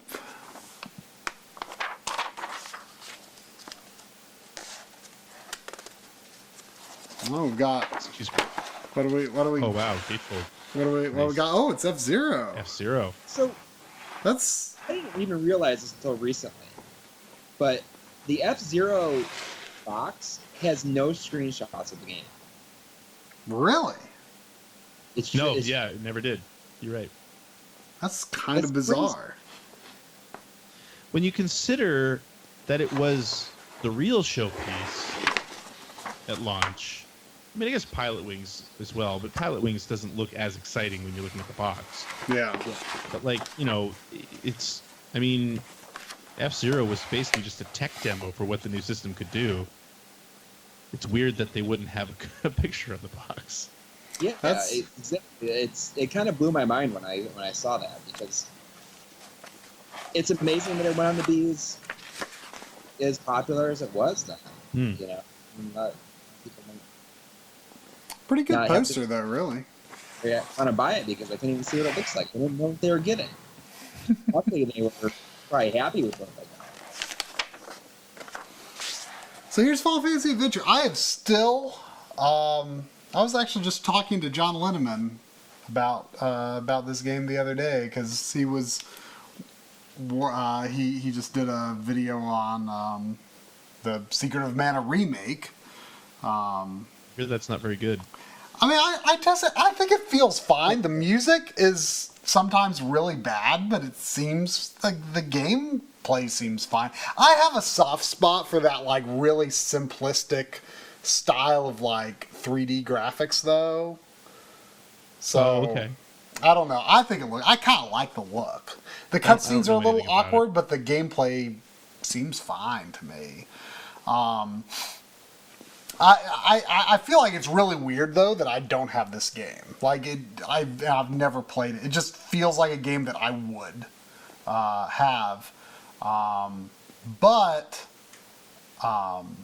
I have played Sword of Mana, which is widely disliked. Yep. I remember it being fine, not amazing, but I remember it being fine. But I do want to play the original.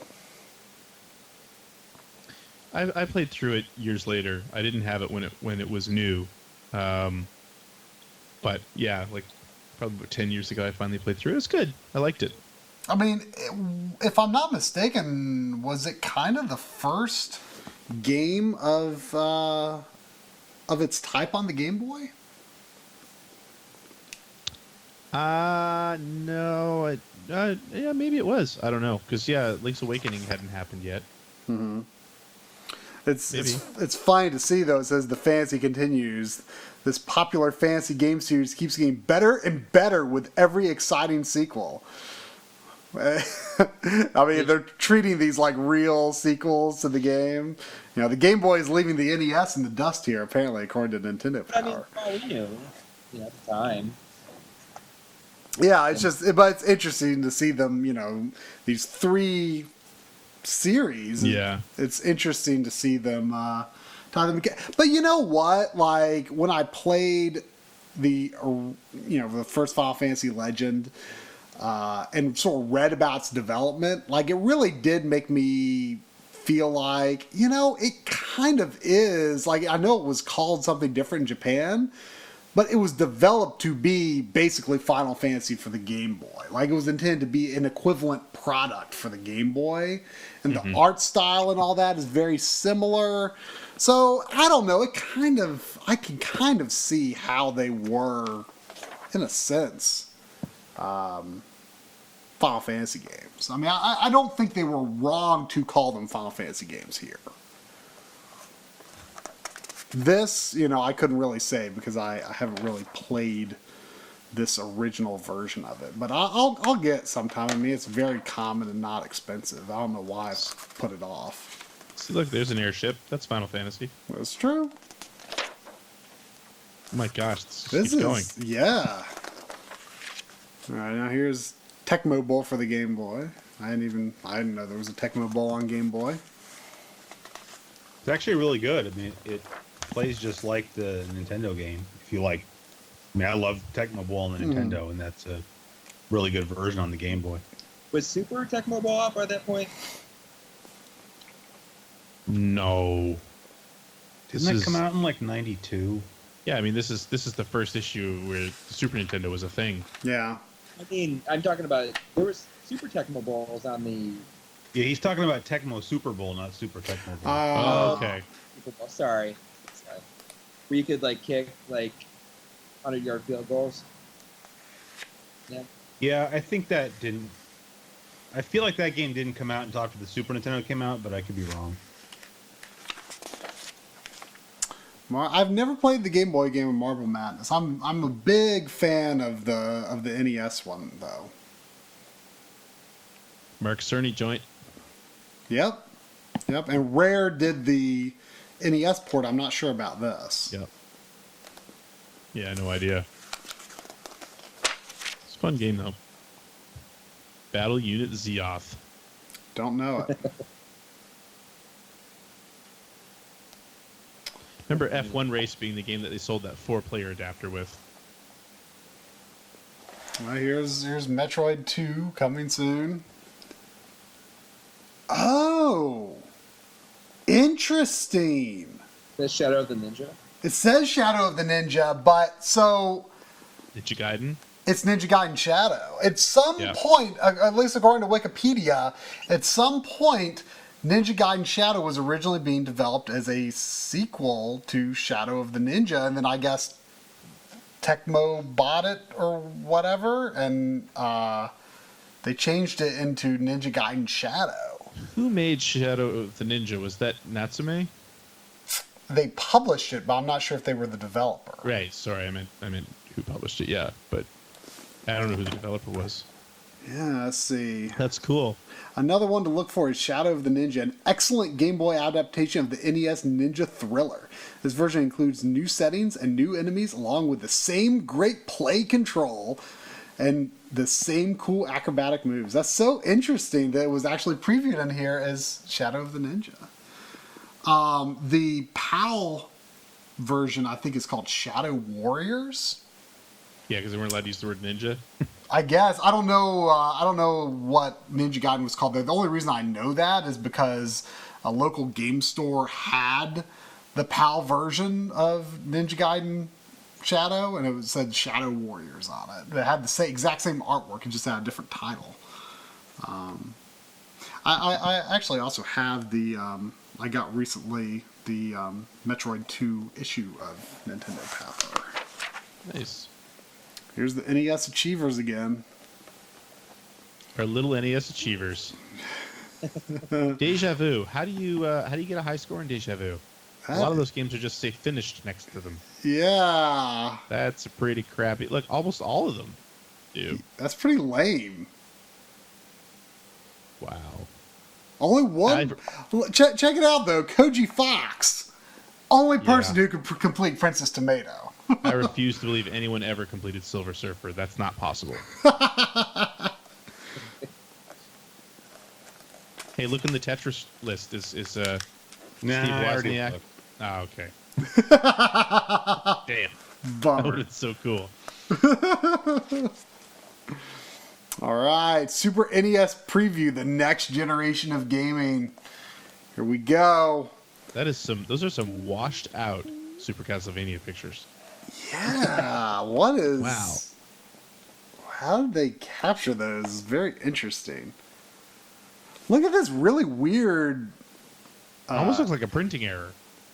Yeah, look at this Castlevania 1 screenshot. Like, this wall is white. Like, why is it blue? It's like the yellow didn't get printed or something like that on those pictures. Yeah, very strange. Well, the yellow is printed because the floor is yellow. Okay. Very strange. Or I wonder if it could have been like a Play Choice 10 color palette issue. Maybe. But this is interesting. So this is supposed to be Super Castlevania 4. It says the haunting Oh wait, I thought that was the title. The haunting Castlevania. I thought that was the working title.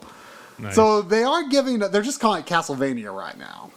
Well, it says Castlevania 4 up top, though. It looks like this is this month's lineup, Castlevania 4. Oh, I see. And on the cover, they called it Castlevania 4 as well. Okay. Yeah, that's true. Yeah. I always wish that they did just call it Castlevania 4, not Super Castlevania 4. That always kind of drove me nuts. But there's quite a bit of preview of Castlevania 4 here. Yeah, I mean, this is, you know, to this day, I still kind of recommend this as if people are interested in the more action-oriented Castlevania games, I kind of recommend this as a good starting point. I think it's easier to get into than the NES games. Yeah, I would agree with that. I remember playing this for the first time and not liking it. Yeah, I don't know if I would say it's, my favorite necessarily. I think I have more of a soft spot for the NES games, but every time I play this game, it really impresses me, especially in terms of, how early of a Super Nintendo game it was. And how much, the game has some really serious slowdown, but only because it was so ambitious. They tried to do so much with the hardware. And that's the thing. I played it for the first time, and I really didn't like it. But then the second time I played it, I just fell in love with it. It's one of my favorite games of all time. Yeah, and it for the time, it used music in a very interesting way too. It was very reserved and atmospheric. Really good build. Yeah, very good build-up. Leading up to getting into the castle, which goes over the course of many levels. Yeah, it's a unique game for the time. I feel like they really used the Super Nintendo to, not just make gameplay that wouldn't have worked on the NES, but atmosphere too. I think that's the thing that strikes me the most, is just how well they did with the atmosphere. It's a very impressive game. I have never played the Super Nintendo version of SimCity. Oh man, my friends and I were crazy about the Super Nintendo version of SimCity. Is it developed in-house at Nintendo? I've always gotten the impression it was. Yeah, I believe Nintendo did it. But That's based on Nintendo nothing. But yeah. I mean, I've always assumed that because it has this guy has cameos in Smash Brothers and stuff. And Bowser stomps cities or something. No. Troy, did I give you a copy of this? I had an extra one. You offered a copy, and then I think we did something else with it. I mean, it's dirt cheap. I can get it anytime I want. I don't fight. Yeah, not a great version of it, I guess. No, but I mean, Final Fight was that was such a big deal, that being on the Super NES. But it doesn't even have co-op. I know. Well, which is so frustrating. That was, every Sega fan loved to talk about that. Well, I mean, it was speaking as a Sega fan, that was the huge thing, because I couldn't afford to get a Super Nintendo, and Final Fight was awesome. I loved Final Fight in the arcade, and I mean, you look at it, yeah, it doesn't have co-op, but it's still really impressive looking to have. It looks almost like the arcade game. Yeah, I mean, looking at these screenshots here, it looks better than I thought it did, to be honest. But it was also kind of funny to have Streets of Rage come out almost right at the exact same time. Which is so good. In the U.S., which is just so much better. It was a big victory for Sega. It was. That's an interesting artwork of Hagar there. He doesn't look buff enough. No. I have beat that version. Sega CD for life. Yep. Bo Jackson baseball. Bo knows baseball. Yeah. Look at the faces on these characters here. I don't know how well it conveys over the stream, but they are making some strange expressions. Electro Brain. Yeah, okay.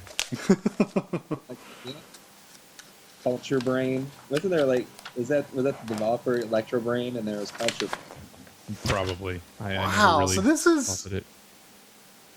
interesting, because they're considering this the reviews section, I think, but they're not.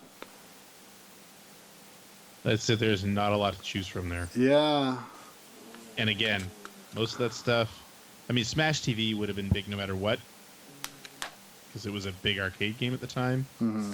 But I mean, the rest of that stuff, yeah, whatever. Who cares? Yeah. They're definitely scraping the bottom of the barrel on that. Players poll contest. American Gladiators. American Gladiators on Saturday, around 11 o'clock. 11 in the morning? Yeah. Wow. Do you used to watch it? Yeah, it was right after Saturday morning cartoons, but it was always that and these nature shows. Or American Gladiators was on late in the afternoon on Sunday. It was the last. Really? I'd watch that after my friend had to go home for dinner, but before Sunday night TV started. Oh wow! I mean, it was definitely on Saturdays. I mean, there was some wildlife show with Alan Thicke that was on right before. Oh, I remember that show. I don't remember what it's called, but I remember that. Animals do the darndest things or something like that. Yeah, maybe. I love that it's Alan Thicke. Yeah. Yeah. Little taste Man, of I would have Canada. loved to see American Gladiators live. That would have been a sweet prize. Oh man, yeah.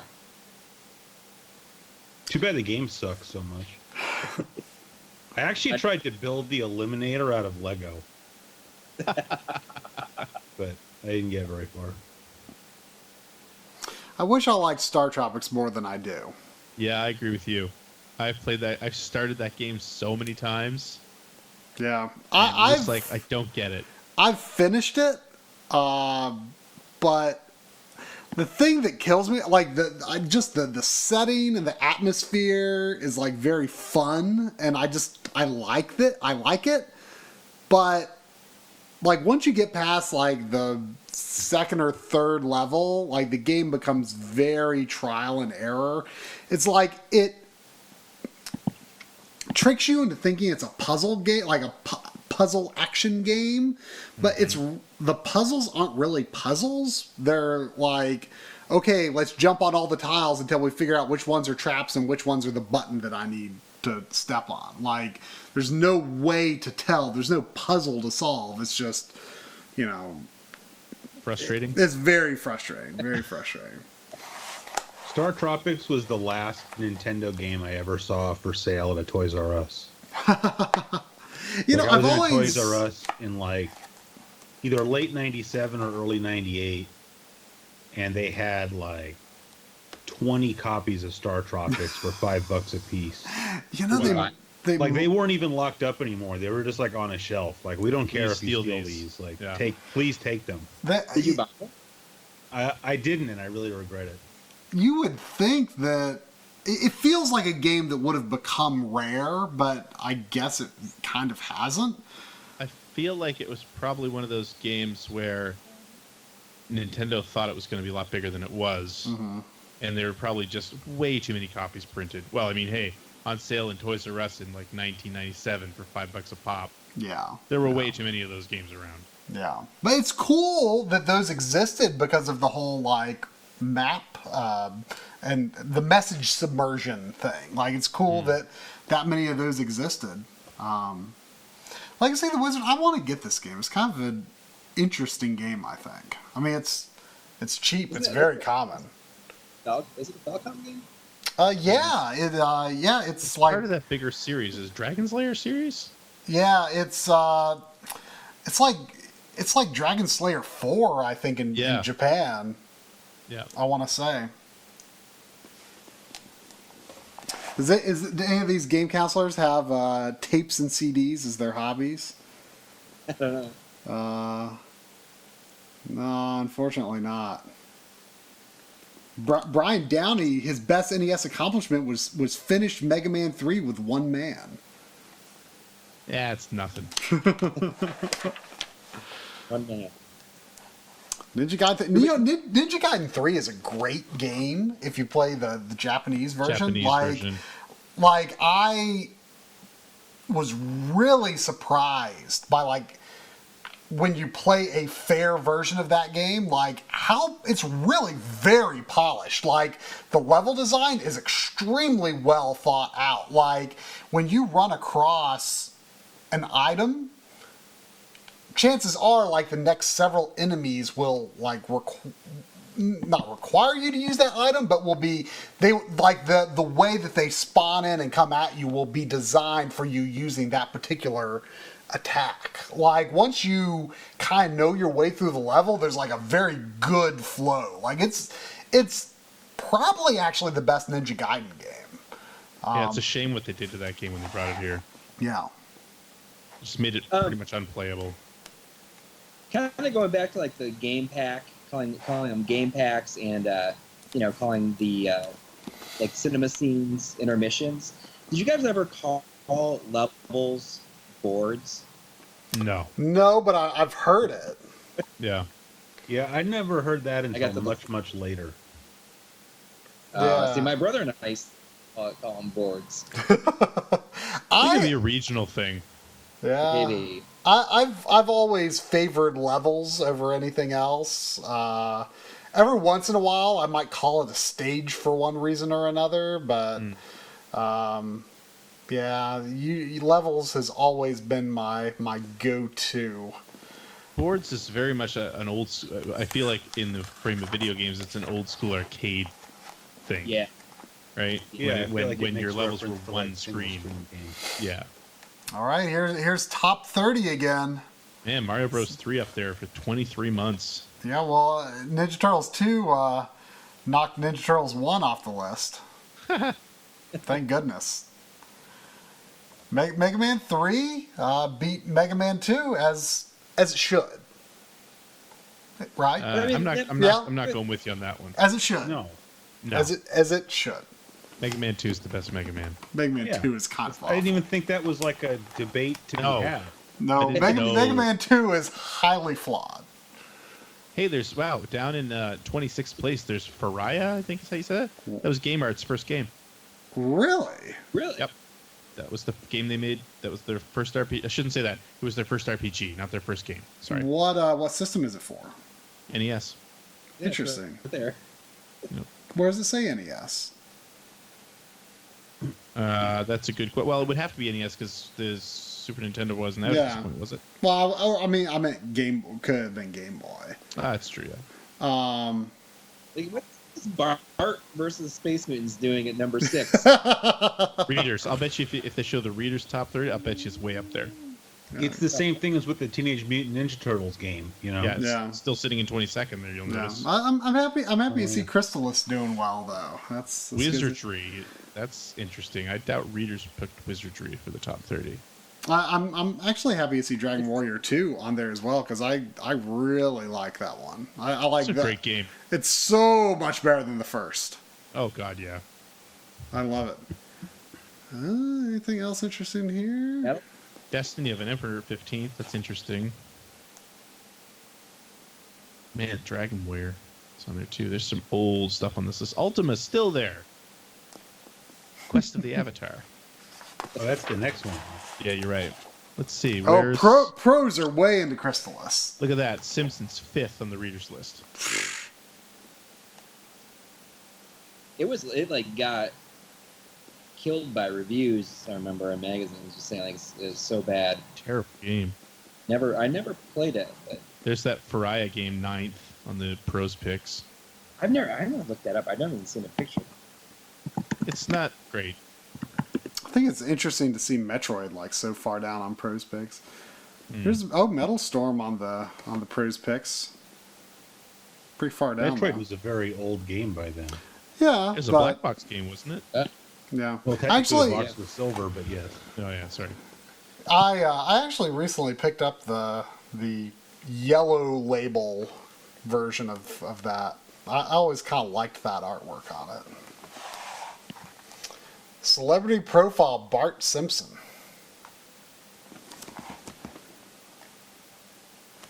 There was a time where like Bart Simpson was on like everybody's T-shirts saying "Don't have a cow, man." Yep. I wonder if it's any reference to that at all in the shows. This was right at that time, right? Yeah. Pack Watch. Here we go. Tailspin. Tailspin. That's. I mean, That is not a good game. No, I've never played it, but I never watched. I mean, I watched the show if I happen Show to be was good. watching, but I never cared about the show like I cared about DuckTales and Chippendale. But that game Tailspin is on the Disney Afternoon Collection, and I had never played it before, and it's pretty rough. It's just really, really hard. I wish I'd get a physical release. The Saturday morning collection. Sorry? I wish I'd get a physical release. The Saturday morning Oh, collection. I'd be all over that. There's Terminator 2. Flintstones, another old show, getting a video game. Yeah. Oh. Terminator 2 is my favorite. Well, here we've got some gossip galore. Hearing some gossip about Ninja Turtles 3. Oh, Mr. Gimmick. Oh, disappointing. never came here, right? It did not. That's why it's disappointing. What's the gimmick? Just good play control and easy to follow action in Mr. Gimmick for the NES. The game may be easy to learn, but it's tough to master. I'd actually say it's kind of the opposite. I mean, tough to master, but it's not really. It's easy to play very basically, but to like play it well is kind of some effort from what I've seen. It's a little Lolo-like character. Ah, it's such a shame it didn't come out. Return of the Joker. Bomberman 2 is like expensive. Just looking at the list over there. Here's our NES planner and our Super NES planner. What's the list on the Super Nintendo planner? Can you Here, let me move it up. Interesting got that Ease, I guess, was pretty early on, huh? Yeah. I think all that stuff actually came out. Caveman Ninja was Joe and Mac. Yeah. Caveman Ninja. I would not call Joe and Mac Caveman Ninja. They don't seem like ninjas to me. Well, that was the arcade version. Yeah. Well, King's Quest V I really like that port game a came lot. out much later than... I can't remember when King's Quest V came out on PC, for that matter, but... PC, it wasn't much earlier than that. Contra I see that Force... John Madden didn't come out until '93, did it? For the Madden 93 was NES? The first. All right, I'm just. You're talking Madden about '93, the first one. I thought it came out earlier than that. you're talking about John Madden football for the Super Nintendo? Yeah. No, that Yeah. came out in '91. Really? So, yeah, it would have been Yep. Madden 92, right? I covered it on the last episode of my show. Here's some good stuff for Wow. Super Nintendo upcoming here. At least there's something to look forward to. It's interesting that the bottom screenshot of Nosferatu does not look like a Dracula game at all. Looks more like an F1 game. I'm actually surprised Nosferatu's that early. That game was... I feel like that game was in development hell for a long time because I remember reading about that game endlessly. I always I thought actually the find that- backgrounds looked interesting, but I've heard it's not a good game. It's not a good game. I actually just covered it for... oh my god, I can't remember the name of the book. I have it sitting right back over there. The Bitmap. One of that Bitmap book that just came out for Super Nintendo games. Anyway, I got to cover a few games in that, and that was one of them. It was the first time I'd ever played it. It's not good. It's just a Prince of Persia game with hand-to-hand combat. Like the boss fights are like just a fight, like a hand-to-hand fight. But the thing that I found really interesting about that game, though, was the music. It's not necessarily the greatest music I've ever heard, but it uses a lot of environmental sounds in its composition, and it's really interesting. Like a lot of screams and wails and chains, and it was just an interesting audio experience. It's interesting that there's this, and Super Rumors is Wanderers from Ys. Another popular RPG series from Japan is making its way to America via video games. Wanderers from Ys, pronounced Ease. It's interesting that they tell you how to pronounce it correctly here. Already in its third installment in Japan, the Ys series is heralded as one of the best RPGs by its fans. Part of the reason could be the deep storyline and the action-adventure elements that are worked in. You'll like the game's graphics if you're a fan of Japanimation, because the characters have that animation. look and feel. We'll have more on this one in a future issue. You know, I feel like if I just bought a Super Nintendo and I got this magazine, I'd feel a little depressed. There's surprisingly little to. I mean, you know, they're kind of teasing F-Zero and Castlevania 4 a bit, but it's, you know, they've got this huge coverage of Super Mario World, but Well, you know, you're not wrong. I mean, that was actually what Sega was advertising against at the time. There's that pretty famous print ad that they ran calling out how many games they had, right? The two systems stacked on game boxes. And the Genesis was way up at the top of the screen, and of course Sonic was front and center. So that's exactly, I'm guessing that's exactly how some people were feeling at the time. Yeah, That's what I mean, Sega was thinking. But if I were to go more into my experience, like when the N64 launched, that was, when I was like kind of much more on the forefront of like getting into it early on. And I remember thinking, why are people complaining that there's only 2 games available? Because why would you want to play anything but Mario 64 for months? I probably would have had, at that age, I probably would have had the same perspective with the Super Nintendo. What's interesting though, other than this picture on the back here, I don't think there was a picture of a Super Nintendo system in the entire issue. No, I think you're right. Which is kind of crazy. Like, I don't know. Like, this is a very transitional issue. Yeah. Yeah, it's very much mired in kind of a mediocre phase of NES, I guess. Like there's some interesting stuff there, but there are some tremendously good NES games that released in the early 90s. I mean, some of the best ones, but not in this issue, not a lot of it anyway. Will you take the issue that you have is like at the end of the Super NES, it's closest to the end of the Super NES, and just like go to the top 30? See if Zelda 2 is still there. Were they still doing top 30 at this point? They did stop eventually, right? Because you all seemed really excited about it, and I was N64 era on Nintendo Power, and it didn't ring a bell for me. So look at that. Who? Oh, that's Genyo Takeda. Yep. He's like coming out of the N64. That is an odd photo. You can tell by the text. We're like way into the Play It Loud era. Oh yeah.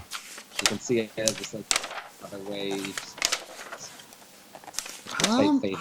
Wow, the big Virtual Boy push. I remember working retail when the Virtual Boy came out, and we got 5 in.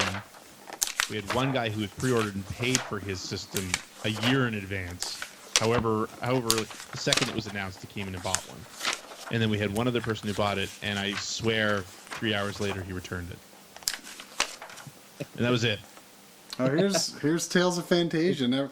That's one of my favorite things, maybe, about Nintendo Power, especially from like this era, is you'll find previews for games that didn't come out here. Yeah. I mean, is that in English? Are the screenshots in English? No, they aren't.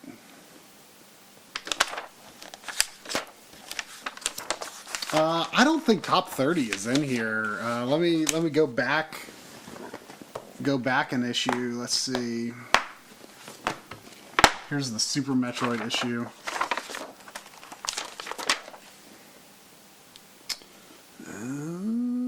Top 20. They reduced it to top 20.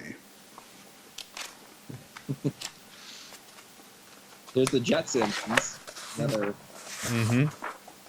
They shut up and jam. Oh, see, because they split it into the 3 different systems. Mortal Kombat 1. Tetris 2.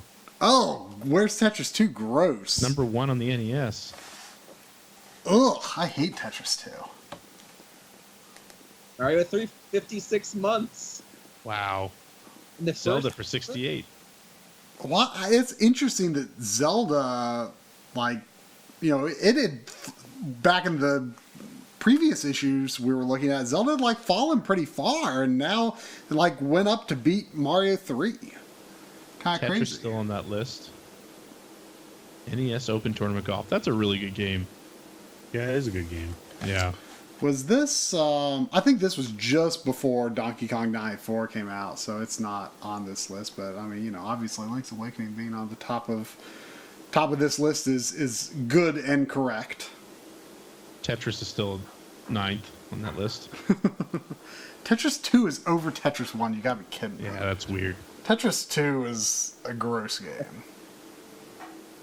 Game Boy Mortal Kombat. Wow. Again, proving that the name was more important than the game in a lot of those situations. Yeah, I'm surprised with like all the, the controversy over the Super Nintendo version of Mortal Kombat 1. I'm surprised to see it up here this far on the list. It looked it looked a lot better than the Yeah. I wonder too, because remember these were built not only by readers but by them as well. I wonder if Mortal Kombat didn't get a bit of a boost considering everything that happened around that, and the fact that the Genesis one got so much press for being more true to the arcade. They had to say, it's still pretty good, Right. All right. Well, I guess that's Sega.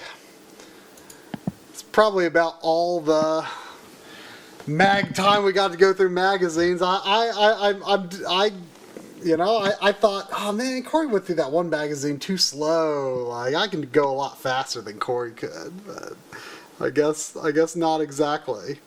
But yeah, I mean it's fun to look through these. Well, we're definitely have to do it again because I think it's a lot of fun. I love it. I got a couple of issues of Game Fan yesterday, from like a Dreamcast launch issue. Mm. I was going through. I still have a couple of old video games and computer entertainment, like the one with the Michael Jackson cover.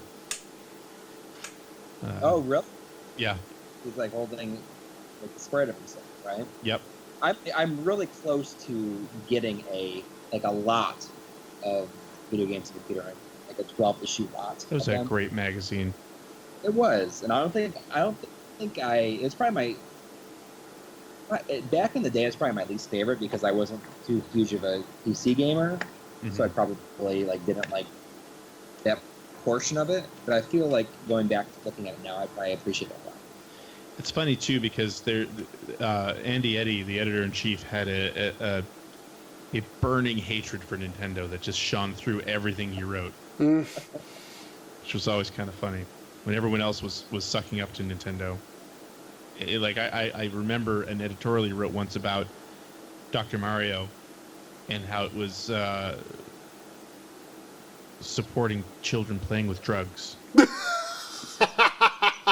was like, really? Like, I'm normally on board with what you say, but nah, it's a little bit, like 12-year-old me was like, no, I'm not going with that one.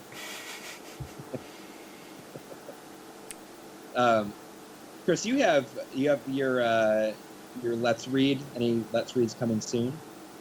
Well, I mean, I still have the magazine that you lent me, so I want to do the Let's Read of that, obviously. And then I was actually talking about this on my live stream the other day, but I don't want to turn into a long story or anything, but I just got in the mail issue number 3 of PSM. I don't know if any of you guys ever read PSM. But I subscribed to that. I bought issue 1 and issue 2 off of the newsstand, and then I sent in the subscription card, but they didn't start sending me issues until issue 4. So, and this would have been in like 1997, like late 97. And I've never had issue number 3, and I finally got it in the mail, so I've never read it. And even though I have it here now, I haven't opened it because I thought it might just be something interesting or different to do like a blind Let's Read. Absolutely. Yeah, so that's what I'm going to do with that. And then I still have the magazine that Brian guy sent me from Retro Mags, the Game Pro Celebrity Gamers magazine. Do you have that close to you right now? Which one? The Celebrity Gamers. Let me see. You should hold it up. I think it's amazing. Was this when did this come out? Like early 2000s? Oh yeah, here it is. I got it. So I know that was a big deal then. We can't see it. You need to say something so it switches to you. All right. I'm trying to not have it. Wow. Yeah, there you go. So you see, you got JD Roth on the cover there. Yeah, but I don't know, it's going to be hard to do a let's read of it because it's really just talking about, like each article is just like a celebrity, like Candace Cameron or Fred Savage, and then just them talking about like what games they're playing. So, obviously, I feel like the best way to do that video would be to show clips of who some of those people are, because like Kelly Martin is in there, and like anybody that's younger than probably 35 has no idea who Kelly Martin is, I would think. So it'd be cool to be able to show clips from the shows that they were in, but then I feel like you're getting yourself into like a gray area with copyright. So Show stills. that's true. I mean, Is it's Small like Wonder such in there? I think this is probably a little bit too new for that. Yeah, That's too bad. After. I mean, Yeah. like, Wonder was before, like well before. I mean, that was probably when GamePro TV was on, or was probably really close to being on.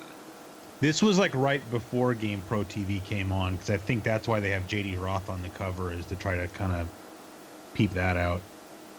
Because Right. it even says, you might be able to see up in the corner here, but it says GamePro TV like coming soon or whatever. Mm. Oh, yeah, okay. September. Yeah. Did you guys watch GamePro TV when it was on? Couldn't watch We it here. didn't have it here, No. or where I lived at the time, I should say. I remember it was on at like 6 a.m. or something on Saturdays, or it might have been Sundays. It was so early that I had to, set my alarm to get up. Appointment television. The good old days. Yep. I mean, it was on way earlier than something like Captain Endless. I was on at like 9:30 or something. But I wish that there was some way to. I know that GamePro TV is on YouTube, but I wish there was a way to like get like really good copies of that. I Yeah. love it, like all the way through. Inspiration. All right. Well, is that about going to do it for this week? I think so. You guys have anything coming up you wanna promote? Well, I've got actually the rough cut of the latest episode of Generation 16 done. Nice. So it should be out in the next couple of weeks. Everyone Are gets you to willing learn. to like spoil what game it is, or no? Sure, it's about 14 minutes on Lakers versus Celtics in the NBA playoffs. That'd be kind of cool. So speaking as I'll someone be who, interested to see it anyway. well, that's just it. And speaking as someone, I mean, I'm a sports fan, but I'm not a basketball fan at all, like in the least. And I've gone down the rabbit hole with this one. Some fascinating stuff there. So I'm hoping that other people will find it as interesting as I do. But yep, that's the next one. Or do you not want to spoil it? What's that? Like what kind of interesting cool stuff? Oh, it's more there's a lot. I'd say that probably the biggest thing. There's a few bits in there that I'm excited about, but the biggest thing is that really you could trace this as the intro to EA Sports. This was the first. It was the first Electronic Arts sports game that actually had, back then what it was called was EASN, Electronic Arts Sports Network. It was the first game that had that branding on it anywhere. It was only in game, but it was there, and it was the first time that happened. Interesting. So, yeah. So it's kind of insignificant at the time, but when you consider that birthed the most powerful sports gaming brand ever, that was pretty huge. So, yeah, it's been fun. The PGA came out before, didn't it? Like the first one came out before that, but didn't have the branding. No, PGA Tour did not come out on the Genesis before this. I believe it came out on the PC before this, but not the Genesis. But it's going to be soon. It's by the same company that actually did the port of Hard Drivin' on the Genesis, which is the game that I covered in the previous episode. But hey, if you're interested in that stuff and you're interested in the history of the Genesis, generation-16.com is my show. Every 2 to 3 weeks is a new episode, going through all the games chronologically. And I've been in December of 1990 now for about a year, and Yeah, and it'll be another 6 months before I'm done because holy mackerel, there were a lot of games in December of 1990. Excellent. Chris, you've been streaming over on your CGQ Plus lately, right? You've been doing Yeah, just a couple times. I don't even really know why, to be honest. I just started streaming for some reason. It's fun though. It's fun. I think you're very good at it. Like it's, and you, like I watched I skimmed through your playthrough of Streets of Rage the other night. Yeah, I mean, it was all right. I was probably kind of in a bad mood when I was doing that, but I've been really struggling with getting all the streaming stuff working, and not having good internet's not really helping that either. But like that night, I had intended to come home and stream because I had the house to myself, and it took me like an hour to get everything working. So even though it had been working the day before when I tested it, so. But yeah, I mean, it's pretty fun. But I mean, hopefully people over there like it, I guess. I like it. It gives me like a new reason to play a game, you know? Yeah, exactly. Yeah. And when you were playing NHL hockey the other night, you had like 70 people watching. I mean, that's pretty good, especially like on your Plus channel, which has like 3,000 subscribers or something like that. Yeah, I mean, I definitely didn't think that many people would show up. But I think, honestly, I think it's just because I never stream. And, I mean, maybe I'm just being a pessimist, but I think if I stream more often, I think not as many people would show up anymore. But I think they just, I don't really stick my head out of my hole very often, and so I think people maybe got excited and wanted to check it out. Well, you never know. I mean, streams just continue to grow over time. The more you do them, I don't know why. I don't know why people watch us. I have no idea, but. All right, so we'll see everyone next week. Thanks, guys, for joining us again. We'll do it again, hopefully sooner than it was since last time we did it. The gap will be smaller. And all right, we might have an episode by this time next week, maybe. It's a possibility. Yeah. Yeah. So we'll see what we get done. So until then, good night, everyone. Good night.